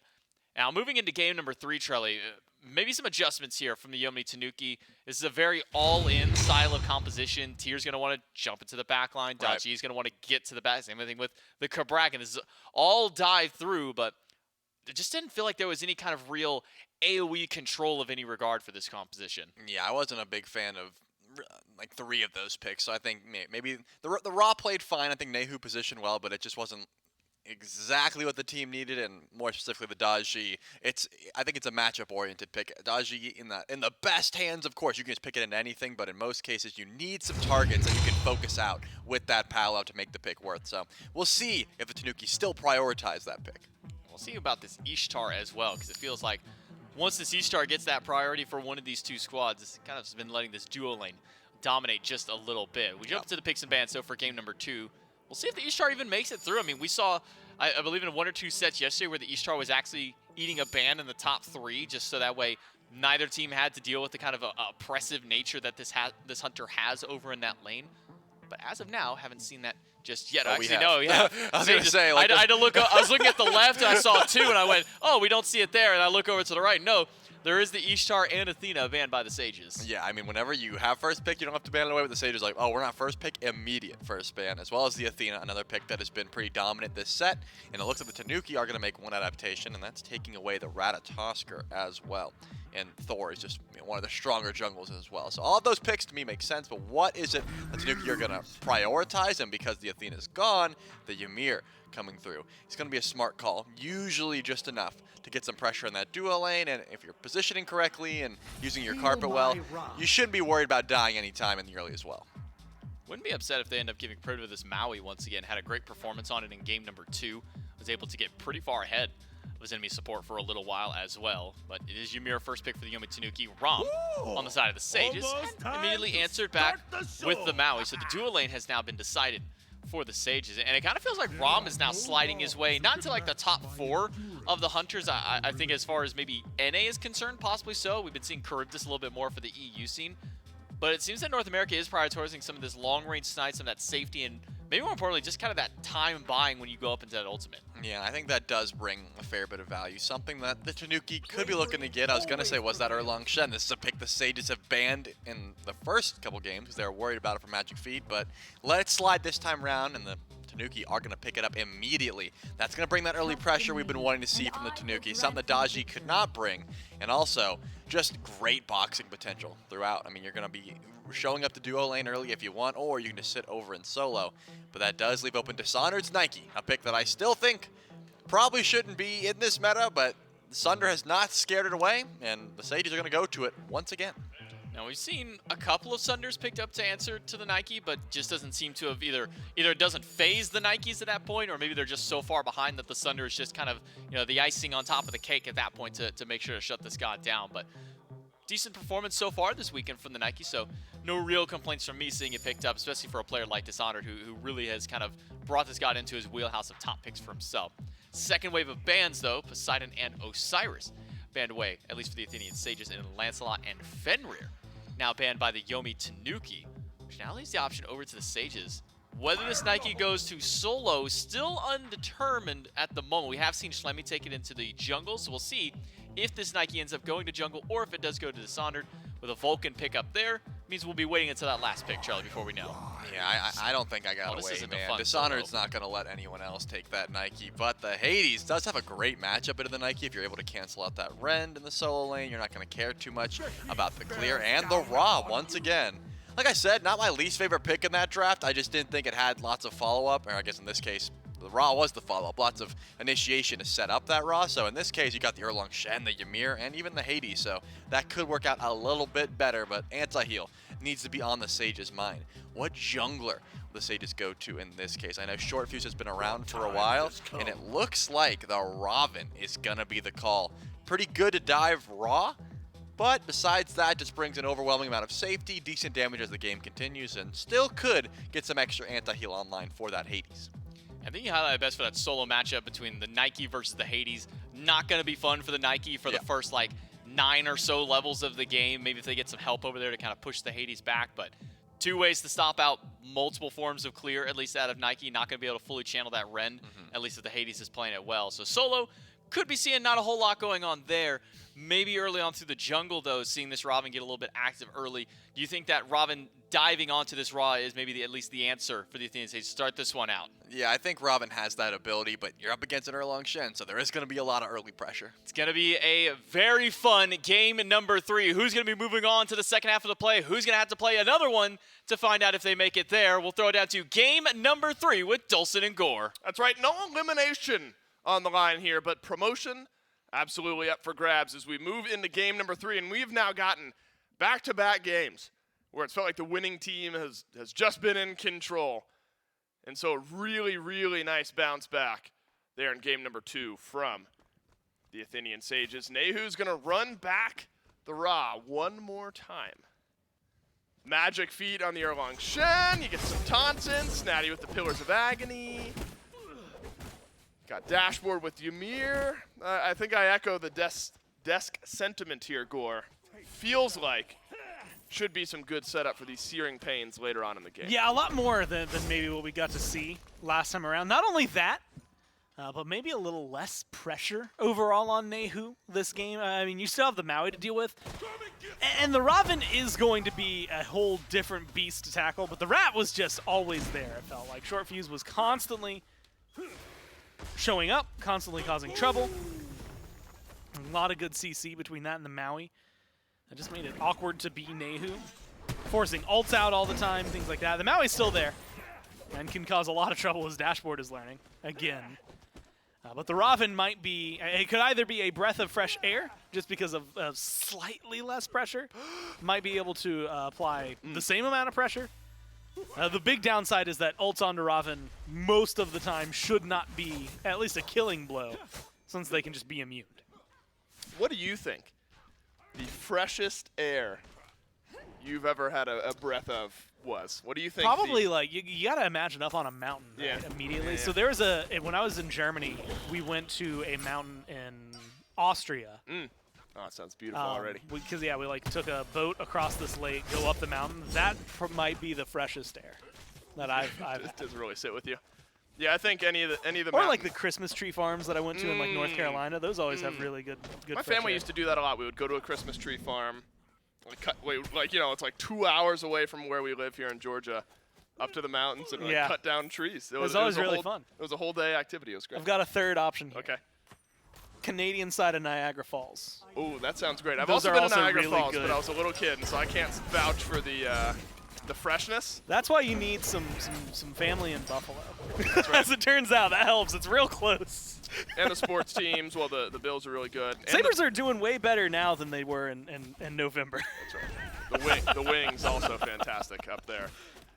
Fans of the Tanuki or the Sages, though, I'll be happy that we've gone to a Game 3. Maybe unhappy, I guess. I don't know. Fans of Smite definitely happy that you've got fans one more of game. the Sages are happy we went to Game 3 because they were Right. down They one. were down Fans one, of the right. Tanuki are upset because they Upset. should have just won 2-0. That's right. Fans of Smite happy Real because happy. we've got a little bit more for you here today.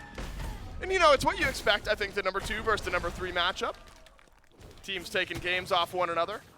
Honestly, if this one was a 5-game set, I wouldn't be surprised if they would Win all go 5. the distance in Yeah. that. So 3 definitely makes sense. The desk put a lot of emphasis on MagicFeet early in the game, as you always do with Erlang Shen. I've been critical of this pick just in general in the past because it feels so volatile. If you just can't get it going early, it feels like you can't suddenly get it going a bit later on. But MagicFeet very strong on this pick. Both junglers over in duo. Shortfuse the first to hit 5. That's important here. But the Mystic Rush not able to get used just yet. And so gank, counter gank, double show up. Sort of fizzles out over on left. But really, no surprise. We've gone back-to-back, now maybe to-back games where the pressure's found its way. Duo starts off here in mid. And another shaker against the Aegis-less Nayhoo will connect. Honestly, again, good pressure. Downside is that commitment, at least from Jangaru, is going to take a little longer. Nayhoo throws out the ult for the wave, and I'm going to not be too surprised when Nayhoo has that ult back up, right? I think that it's just going to be there a little more often. It is this combination, though, now that MagicFeet just levels up to 5, gets the taunt. I'm going to be watching that combo maybe a little more, because the setup, the desk was talking about it, that is where I think the Tanuki are going to find success. There's a little bit of that, as we just saw for the Sages, but nowhere near the extent that we just saw. It does also mean that those little awkward moments to give Nayhoo maybe a little bit of hell. Last game, there were a lot of raw ults like just before it would actually kill. Yep. And those are going to be highly contested if a Vulcan is throwing an ult at the same target. You have to be a little more on point with those. And that's maybe the biggest contest both of these teams are going to have. If they go into a late-game fight around a Fury or around a Fire Giant equal with both ults up, that's going to be maybe the big difference makers, whose mid laner can secure with better timing than the other. You know what I can't say anymore without thinking about BenEQ? Is either the big differential or the big difference maker. Yeah. Because the big differ. The big differ. Unfortunately, I can't say either of those two phrases without thinking big differ, which makes me think of BenEQ. And my embarrassing moment on desk of being like, wait, that's like Big Dipper. That's why Space is behind him, and everyone else is like, yeah, that's the bit. That was the bit. So I learned a little something about myself. If anything, that made the bit funnier. Right, it was fantastic. And that's all it really was. Sometimes it's hard to double down on a bit and have it Right. remain as funny, but being completely ignorant of it, I'm a Right. big fan of having to explain Yeah. jokes. Like, I love to make something and then get just, like, down gritty with why it's funny. And Gore, I really knew what that meant from the beginning. I was doing it for the bit. Let's make that clear. That Absolutely. I knew from minute one exactly what was going on there. Now remember, really where the Sages and really Shortfuse got things going in Game 2 was because of that semi-global presence. The Ratatoskr with the double kill was able to force the fights a bit more consistently. Dashboarřd needed to use the wall, and that's brought Nayhoo right into the back line. Wild Hunt buys time. Searing Pain, not good enough. And first blood yet again to the Athenian Sages. This time, 4 out of the 5 members getting involved. Looks like blue buff stolen away by Snaddy. So at least a small win for the Tanuki on the other side of the map. But again, it's Renjaru. It's one of these 80 carries getting first blood. And that has tilted the favor of the last 2 games, whether it's Shipigami or Renjaru. And honestly, giving it over to Renjaru. Admittedly, getting rid of the Ishtar, I think, has been a huge deal. the capabilities that god brings to the table. You know, we talked about the objective shred with the shotgun blast. I think the 1v1 potential is just too much in a lot of instances. And so at least isolating that, I think that last game, you give that over to the Ishtar, or even if this game, if that is an Ishtar instead of a Ram, we're probably starting to talk about how devastating this lane can become. Since it's a Ram, it equalizes the playing field a little bit more. Honestly, even if it was a Cupid, I think we would maybe be talking a little more about Renjaru getting it. But it's a little harder to hit your ult as the Ram. We saw a couple of good snipes earlier this set, but nothing too crazy. A lot of it's going to be auto-based. And so First Blood is just going to allow you to maybe get your tier 1, your next tier 1 a little faster. Finish off this tier 3 maybe a little faster, though you can see in stack-wise it's not really that big of a difference. So the Sages are going to need more than that. Maybe a nice double kill for Shortfuse over here would help. Privative. Tanky enough and a little bit of extra move speed. Gets away from Dashboardzd. Throws up the wall. And the battle for the Interceptor goes to the Yomi Tanuki. Now, you know, the alarm bell's far from ringing just yet, Core. But again, if we're starting to have this conversation around, all right, when can MagicFeet find his value? You got a Mannequins, you got a Crusher. Where are you sending your pressure? I mean, Jangaru feels like a nice start. Potentially get those beads off. Not to say that if, you know, MagicFeet leaves the early game 0-0s, it's game over. But this is where you really feel like you can find your impact. Been nice and safe from Privative and Renjaru, though. Jangaru over in mid has played safe as well. Now you do have early objective shred if you're the Yomi Tanuki, and that's what you're going to play around. The Gold Fury begins to burn. Double pull back from Privative, but remember there's a Searing Pain, there's an Earthshaker, secure to the Tanuki. And the Searing Pain forces the backpedal out from the Sages. But the Earthshaker then shifts damage right back. Renjaru goes 3 for 3. And the Sages 3 straight here in game 3. And it's the trade we've been seeing all set long. It's Fury for one team, but then kills on the other side. MagicFeet will live against the speed buff. Hard to call there, Gore. Sages get 2, Tanuki get the Gold Fury. Honestly, look, the Tanuki getting the Fury did exactly what I was talking about earlier, where it's going to be a contest of who gets their ultimates more well-timed. It's a lot easier for a Ra than it is a Vulcan, right? Vulcan, long range, like wide travel time. It might be a huge AoE, and so it's easier to aim. But it is just such a very specific timing maker to make that happen versus a Ra where you just kind of charge up a little bit, big burst of damage in one spot. Really, really solid. So good for Nayhoo making sure to read that. But you said it best, right? The kills not going their way. Snaddy being put under pressure, things like that, I think are massive deals in favor of the Sages. Yeah. And the downside is that you get those kills, but you do not have anything to get afterward, right? And that's kind of the thing we talk about more often than not with any of the kills that you can find, especially early game. Yeah. So what do you get afterward? What are you opening that up for? Are there a lot of invades? Are you able to get a Gold Fury? In this case, we know the answer to that one is definitely a no. Yep. And so you've got to find your way into a lot of these small openings and do anything to take what is maybe going to be like 500 gold in kills, turn it into 1,000 gold total, and slowly build that separation. Yep. Separation build. Just put a wedge in there. That's right. Get a nice rubber mallet. What are the simple machines? Simple right? machines. Wedge is Pulleys, a simple machine, right? wedge. Lever and... That's where, like there was that period of time we kept saying pivot too much. Yeah. And so I started using the phrase fulcrum, and that's because that's a nice little... Is it lever and fulcrum? Is that what it is? Or? Well, so like if you have a seesaw, I guess in anything that uses leverage, the fulcrum is going to be the thing that it is right. pivoting on. Right? I just could have sworn one of the teeter simple on. machines was a lever and... Lever? and something. I don't know. Pull and tackle? Pull and... I don't think 6-year-old me would have been able to remember pull and tackle as one of the simple machines. If it was, props to my, I assume, science teachers when I was learning about simple machines. Yeah, that would be science probably. So leveraging an early game lead is what the Athenian Sages are hoping to do, albeit slight. But can you get Renjaru, the 2-0-1 Ram, involved early? Not in this fight. Both the carries still over in duo. Dishonored jumps onto one. Oh no, Privative pulls Snaddy out of the Earthshaker. I don't know if that makes a difference anyway. I don't know if there was enough damage there.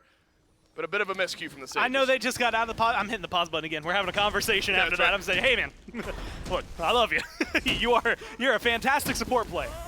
What's going on with this one? Because now, I mean, look at where Snaddy is. He's getting aggressive. And now Jangaru doesn't have ult. Now the Tanuki walking forward. And the Tanuki with their first of the game. They get Pyro and a kill, but that left an odd-numbered fight for Shippigami on left. Looks like Shortfuse and Renjaru were able to 2v1 that fight. Now there is a bit of a level lead starting to build there, Gore, where 2 levels for Shortfuse, 2 levels for Renjaru, and the Tanuki just not enough on that Pyro and individual kill to really swing the lead back. Experience starting to get out of control. Yeah, that's maybe going to be the hardest thing to come to terms with. A lot of that's just in that carry role, though. So, admittedly, we have seen both of these carries pop off this set, and we've seen whoever gets the early lead typically be the one that's on the team that wins, right? So correlation, not necessarily causation, things like that. But 2 levels over there feels really good. You get a level up. Technically, let's call it a level and a half, since we just see Shortfuse stick over to 13 in the jungle. That's where a lot of that experience is going to be residing, and a lot of that's going to make a big difference if they can jump on in mid. If Nayhoo specifically can suffer a little bit from this, they can start forcing that ult to force comfort, like CC immunity, anything like that.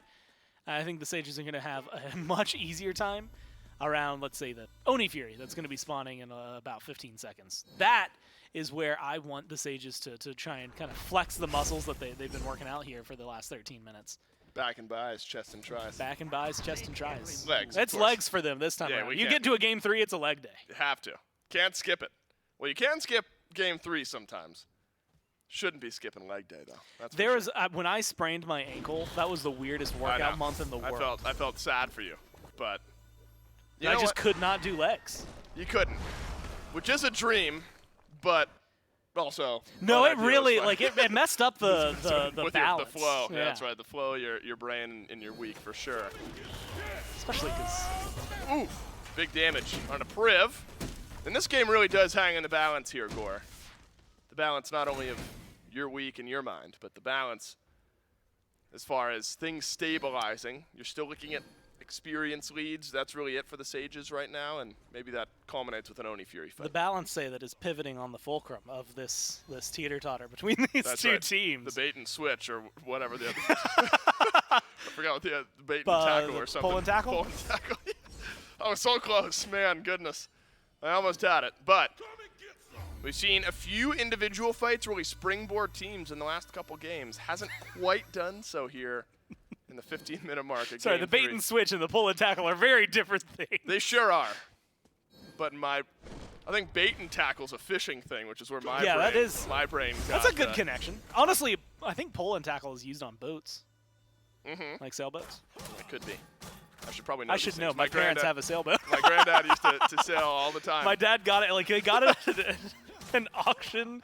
It's like this. It was not in good shape. But I think they fixed it. I haven't seen it. They did a lot of pulling and tackling on the boat to get it back to ready to seaworthy, I suppose. The Athenian Sages have done some pulling to get their composition seaworthy, or fury-worthy, I suppose.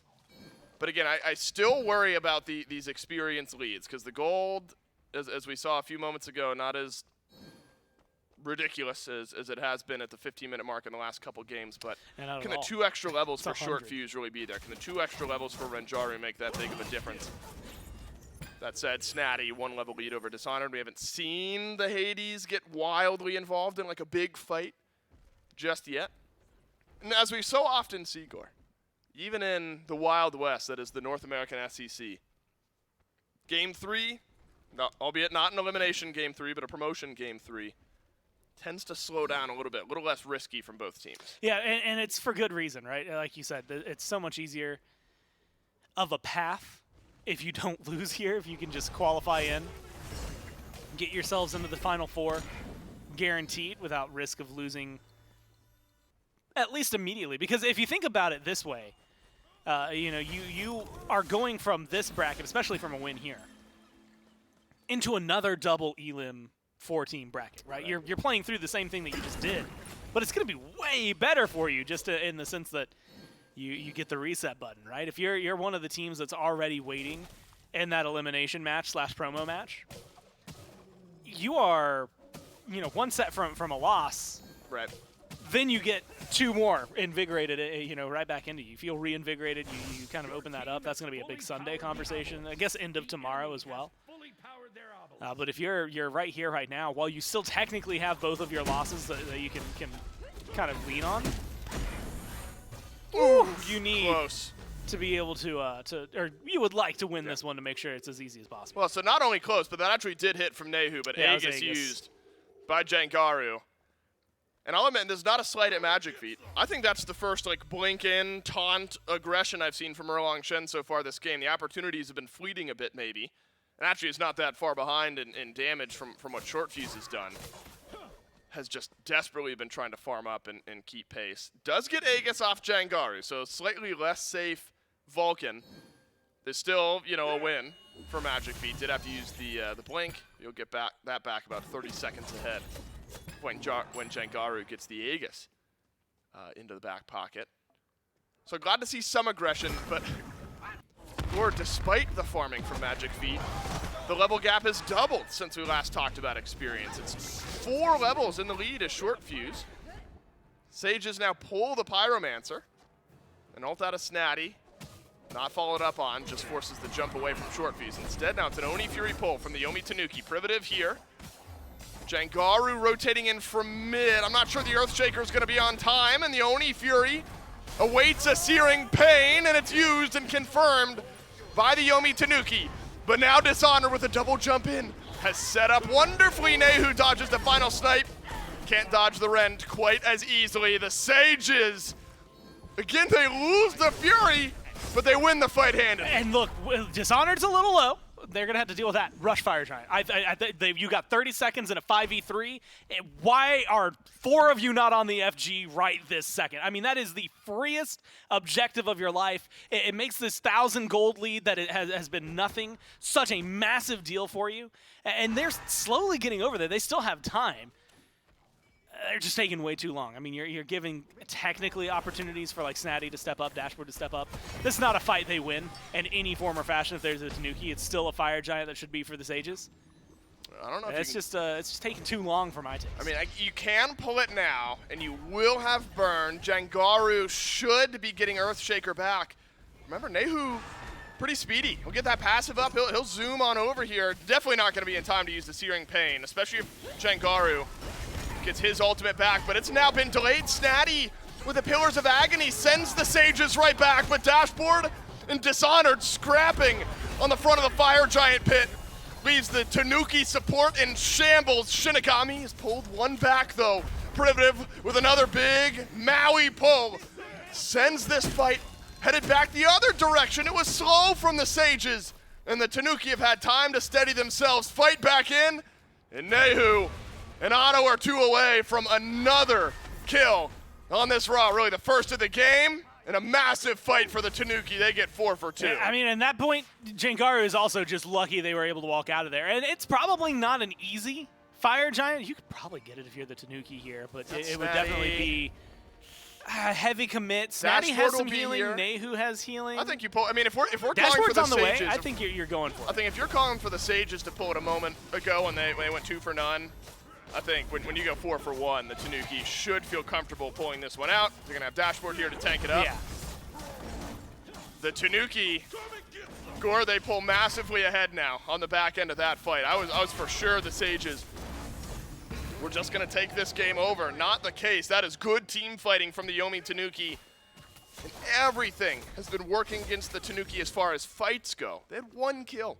Yeah. At the 18, 19, 20 minute mark, 4 now drop in that last fight. And Fire Giant on all 5, and it was decisive decision making from the Tanuki. Well timed, jumps in, push back the Sages. And I'll say it as this way. Even though it's not like a technical steal, right? Like the Sages did all the damage and the Tanuki took it. Yeah. That's a Fire Giant steal to me, right? I mean, you walked up in a scenario where you shouldn't have won, in a scenario where the Fire Giant shouldn't have even been available. The Sages should have gotten it.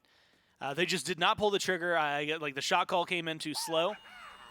And so they lose the Fury, win a fight that should have gotten them a fire, but then lose a massive fight at a numbers disadvantage, and then flop things right back over towards the Tanuki. And with the Fire Giant there, I mean, you know, we were talking about 1,000 gold lead separating these two teams pretty much the entirety of this game. Now you finally got something massive. There's still 4 towers up, so for the Tanuki, that gold's just going to grow even further. While you have the power play, Pyromancer's going to come back up, so there's even more gold that you're going to be able to capitalize on. And in the meantime, the Sages, great fight potential, and actually good defense potential as well. But something they're going to have to be worried about. 'Cause sometimes, like a single shot like that, if it weren't for the sustain that Renjaru has specifically in those Devos gauntlets, that's going to be a TKO. You're knocked out. That tower's gone. Oh, if the Sages really game plan 1 right now, it's just got to be delay out the shove of the Tanuki. It's been awkward for Dishonored as well. I mean, you're trying to match the pace of Snaddy, who was first in the game to hit level 20. So quiet start, but a roaring finish now, maybe. Earthshaker clips Dashboard, snipes up. While Privative is low, be able to get away. Mystic Rush on an Nayhoo. And a wild hunt from Shippigami, simply not enough as beads from Shortfuse win the fight. Now Shards of Ice erupt, but Dashboard dead in the middle of it. A taunt back through from MagicFeet. We'll get some sustain here in just a moment, but it's 5 of the Sages running down Snaddy. Remember, Snaddy's strong. Snaddy, I'm not sure you can stand up in a 3-for-1, 3 against 1. MagicFeet also still strong. Dishonored's just in alone. Jangaru and Priv didn't get the memo. Now the Yomi Tanuki send it right back. And honestly, they could win this fight. I mean, look, MagicFeet is getting a good loop around. Privative has like no health. Snaddy has enough healing that at half health, I'm not worried about this. I think as long as they can get some CC, a good pin here, it's going to result in a kill. Maybe 2 if he gets both. 1 more, and it's Snaddy getting it done on a Privative. Jangaru's already used the beads here. I think MagicFeet and Snaddy will call it quits. So it ends up being a pretty scrappy start to that fight. And I guess a 4-for-3, and I'm just going off the Fire Giant buffs that remain. Tanuki lose a few. That was awkward. The Tanuki, I don't think were super convinced in their initiation. No. But then the counter initiation from the Sages, they weren't super convinced in. Both teams end up a little bit worse for wear. Really, the big up-and-comer in these last couple fight score, I think it's been Snaddy. This Hades just has not been dealt with successfully by the Sages. Yeah, and honestly, we've seen a change of pace in typical Hades builds. And we've talked about this with Myth, with Chelly, and the SBL. And if you pick up any of these proc items, you know, anything, whether it's physical protections, magical protections, any of them, usually you're losing out on enough that it's not worthwhile in the build, or it has to be extra useful in order to make that balance proper. And you get the Spectral, and the Spectral opens up a very wide door here because all of a sudden Renjaru, the person who would be dealing with this Hades otherwise, isn't able to do too much. The Vulcan, the damage has been okay, but not really enough, especially in comparison to the heal.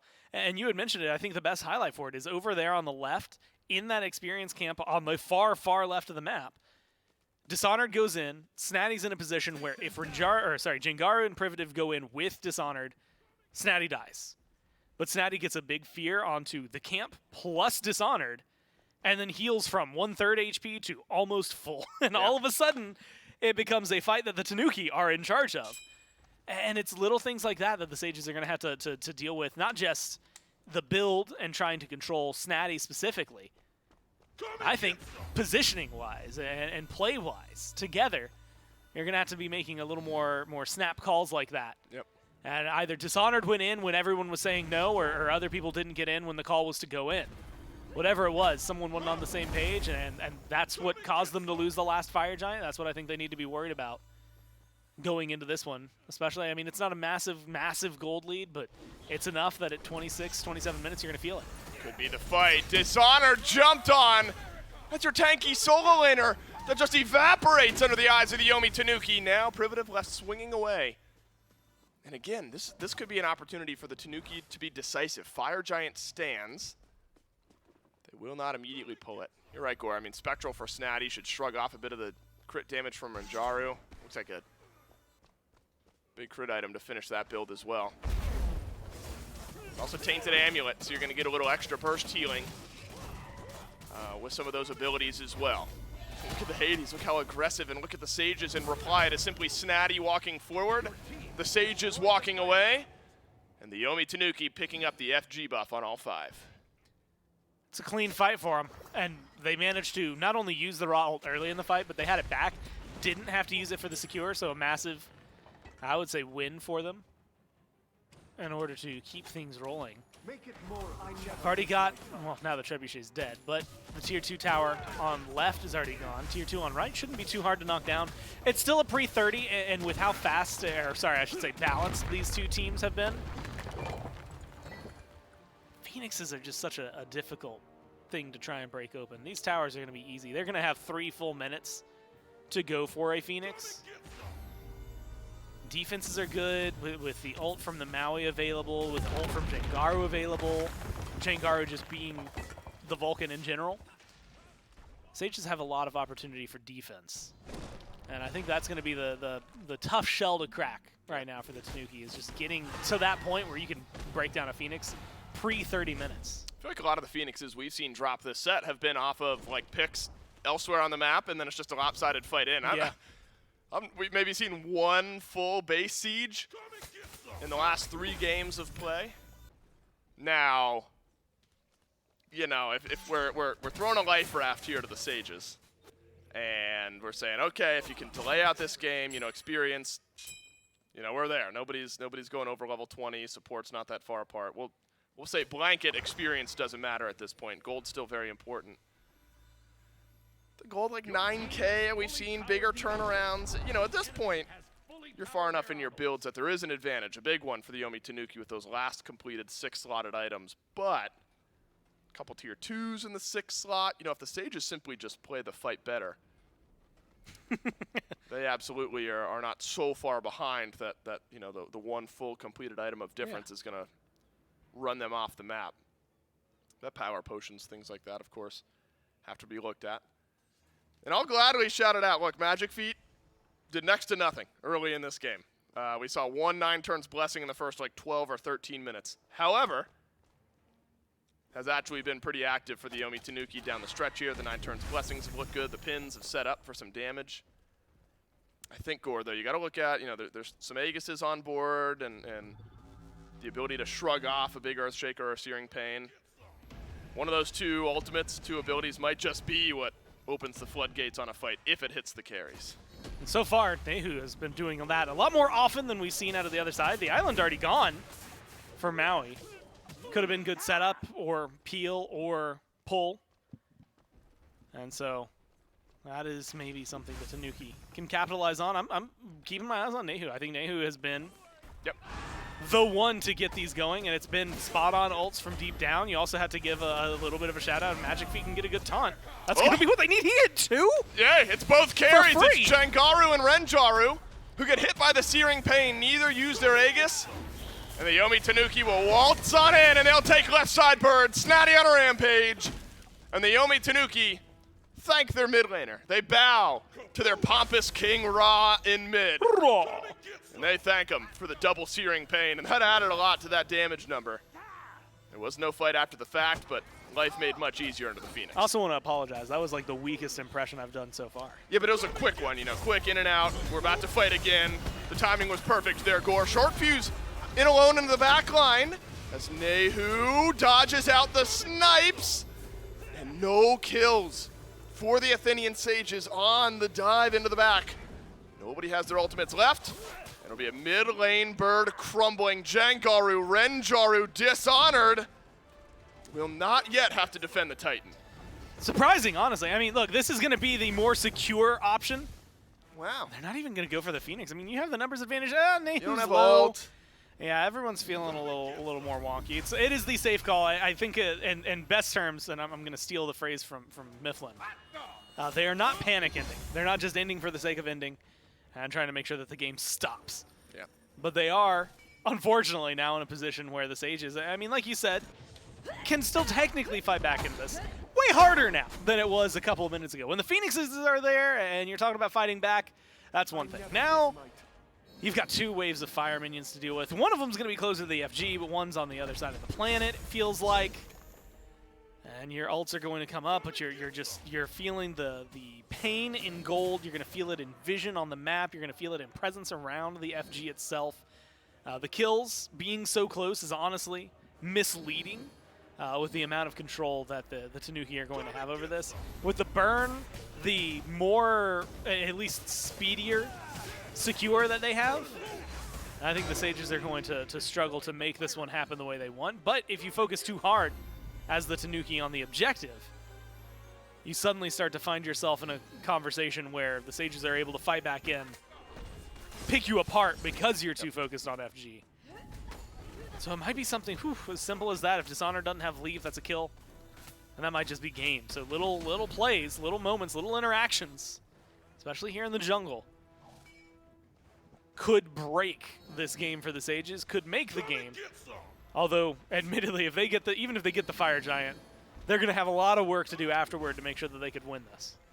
Now, you see the Sages pings on the left side fire minions. They're going to make their way into the Sages base here shortly. However, the Sages have done a really good job of sending back the fire minions in mid. So it's just the 1 fire minion wave for now that this Titan potentially is going to have to deal with. But feeling the pressure, the Sages will now walk forward. Dishonored sends an ult in. It actually survives the initial onslaught. Double pull from Privative. But where's the follow-up from the Sages? It's being disrupted by Snaddy. And the Pillars of Agony help Shortfuse walk forward. 1 for 1. Shipigami gone on one side. Shortfuse dead on the other. The fire minions make their way onto the Titan. No teleport for 50 seconds for Dishonored. The Tanuki may be able to stall out the backs. Good damage. Wow, I didn't know that they were going to have that one. And so that opens up an entire conversation. This should be a pretty free Fire Giant. Someone has to back to deal with this. Otherwise, it's not just the fire minions that are on there. You're about to have a wave and a half, if not more, from mid. This might just be Winions. Renjaru doesn't get back. So it is going to be a little safer for them. It's a lot of work to put in the Titan. That is not going to be super tanky. Fire Giant, though, now starting to get burnt by the Yomi Tanuki. No way do they get it. Is there a steal? He's got him. Jangaru has Earthshaker, and the EFG is slow. It's real slow. They're giving a lot of time for Jangaru to line this one up. He'll send it up. Oh!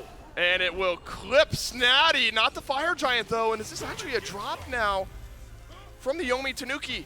Look, the left side Phoenix is respawned. So is mid. And it looks like Shortfuse will be able to deal with this minion wave before the Phoenix actually respawns. So another wave or 2.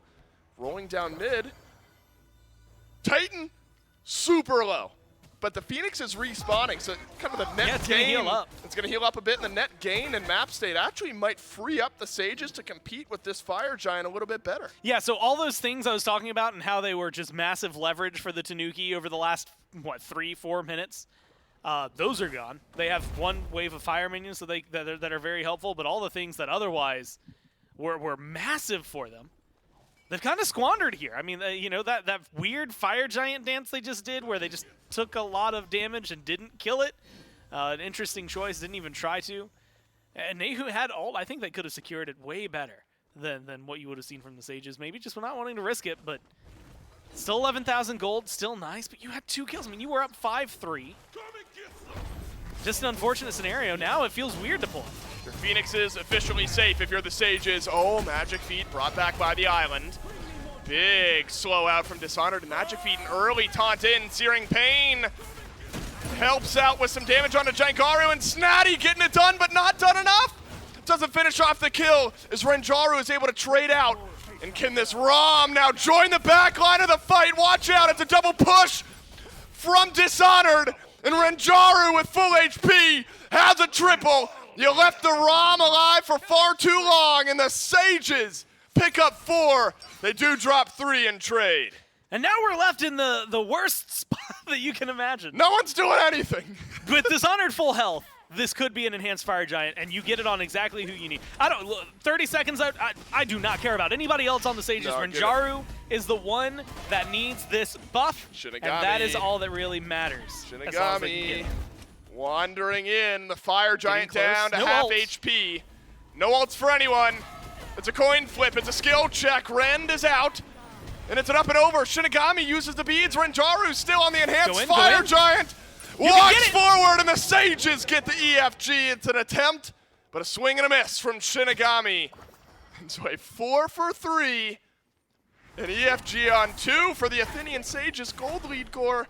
Who needs it? You got an enhanced Fire Giant, and you got an AD carry that was left unchecked at the end of the last fight. And look, that's sometimes all it takes. The Tanuki wasted time, and they had an advantage. They had 2 Phoenixes down. They had so much in their favor. 2 Phoenixes down, 12,000 gold. 2 kills at one point. Still didn't go for the Fire Giant until it was too late. Held onto it for way too long. Made a very awkward play.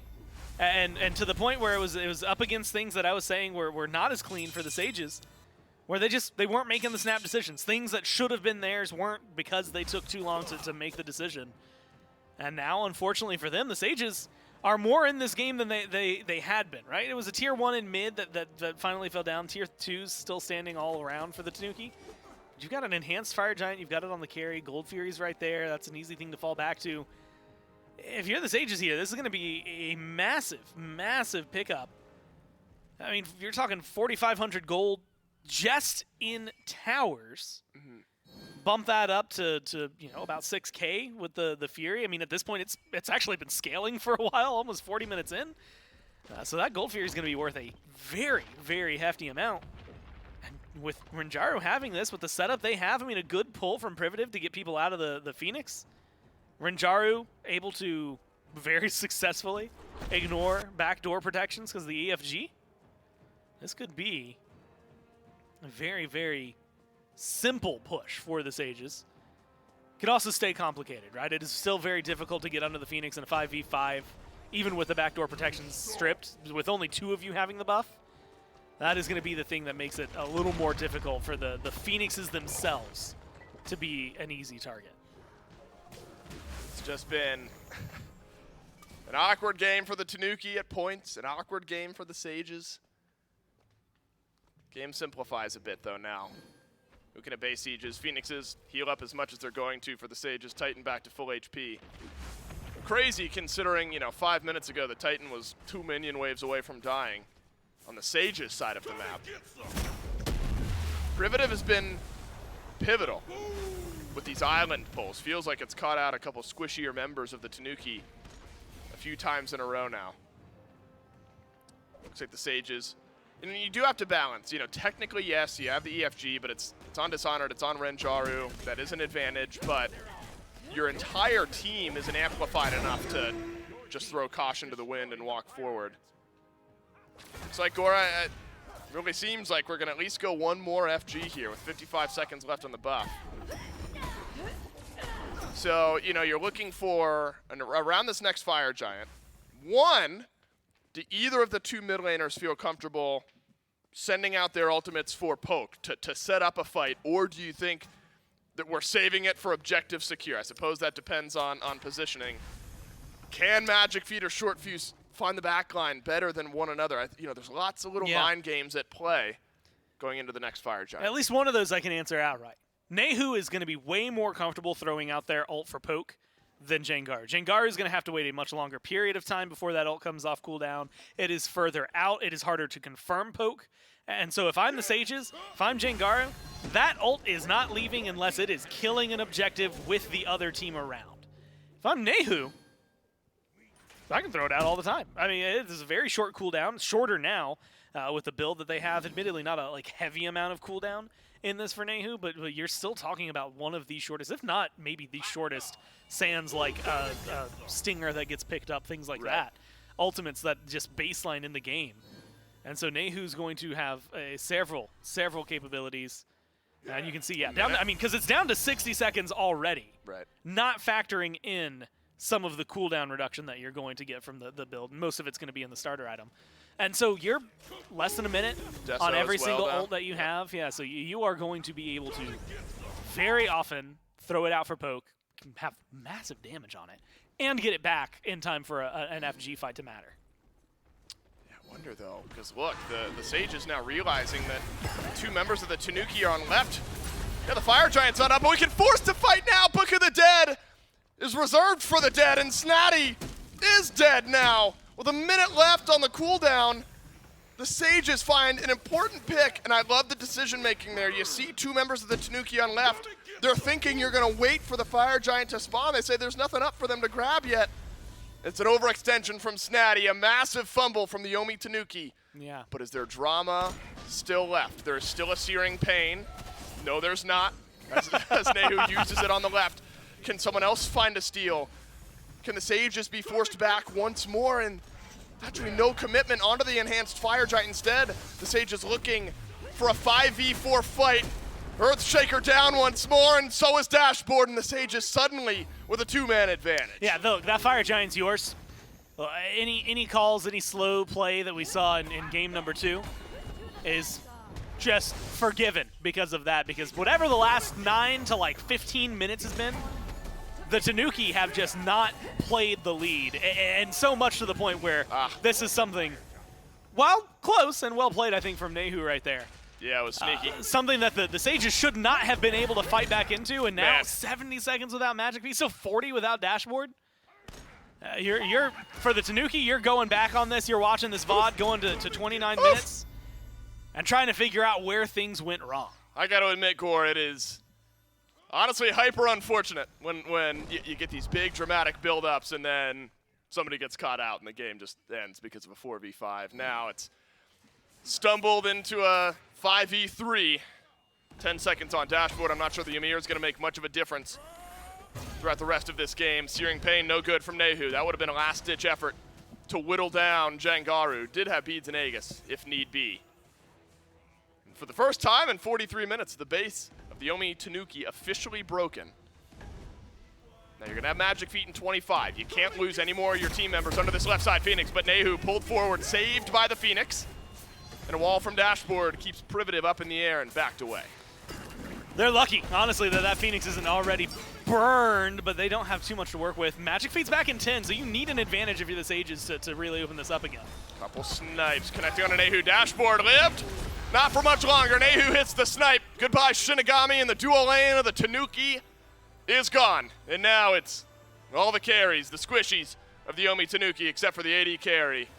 You don't have that much tankiness left on the map. Sages playing cautiously, though. Do not have a minion wave. Not until now. They'll walk in mid. One more chance for the Tanuki. Look, you've got the damage necessary. Priv is a little low. When Nayhoo and MagicFeet could be problematic. Snaddy has also, look, 6-2 and 8. This Hades has been nothing to scoff at. They could definitely try to make a hold, and it's going to be around that Hades. Watch out for the Earthshaker. That might just end the game if the damage connects onto the Titan, but a Searing Pain out.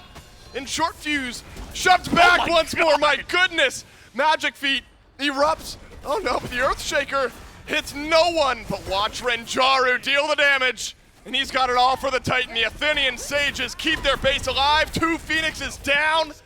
And they'll advance to the next stage and send the Tanuki down to the loser side. Ends up being a little shaky from both of those, but again, and this is not to take away any credit from the Sages, but 12,000 gold, 2 Phoenixes down in a 5v3. And a Titan that's like half HP. Yeah, and the Tanuki lose that game.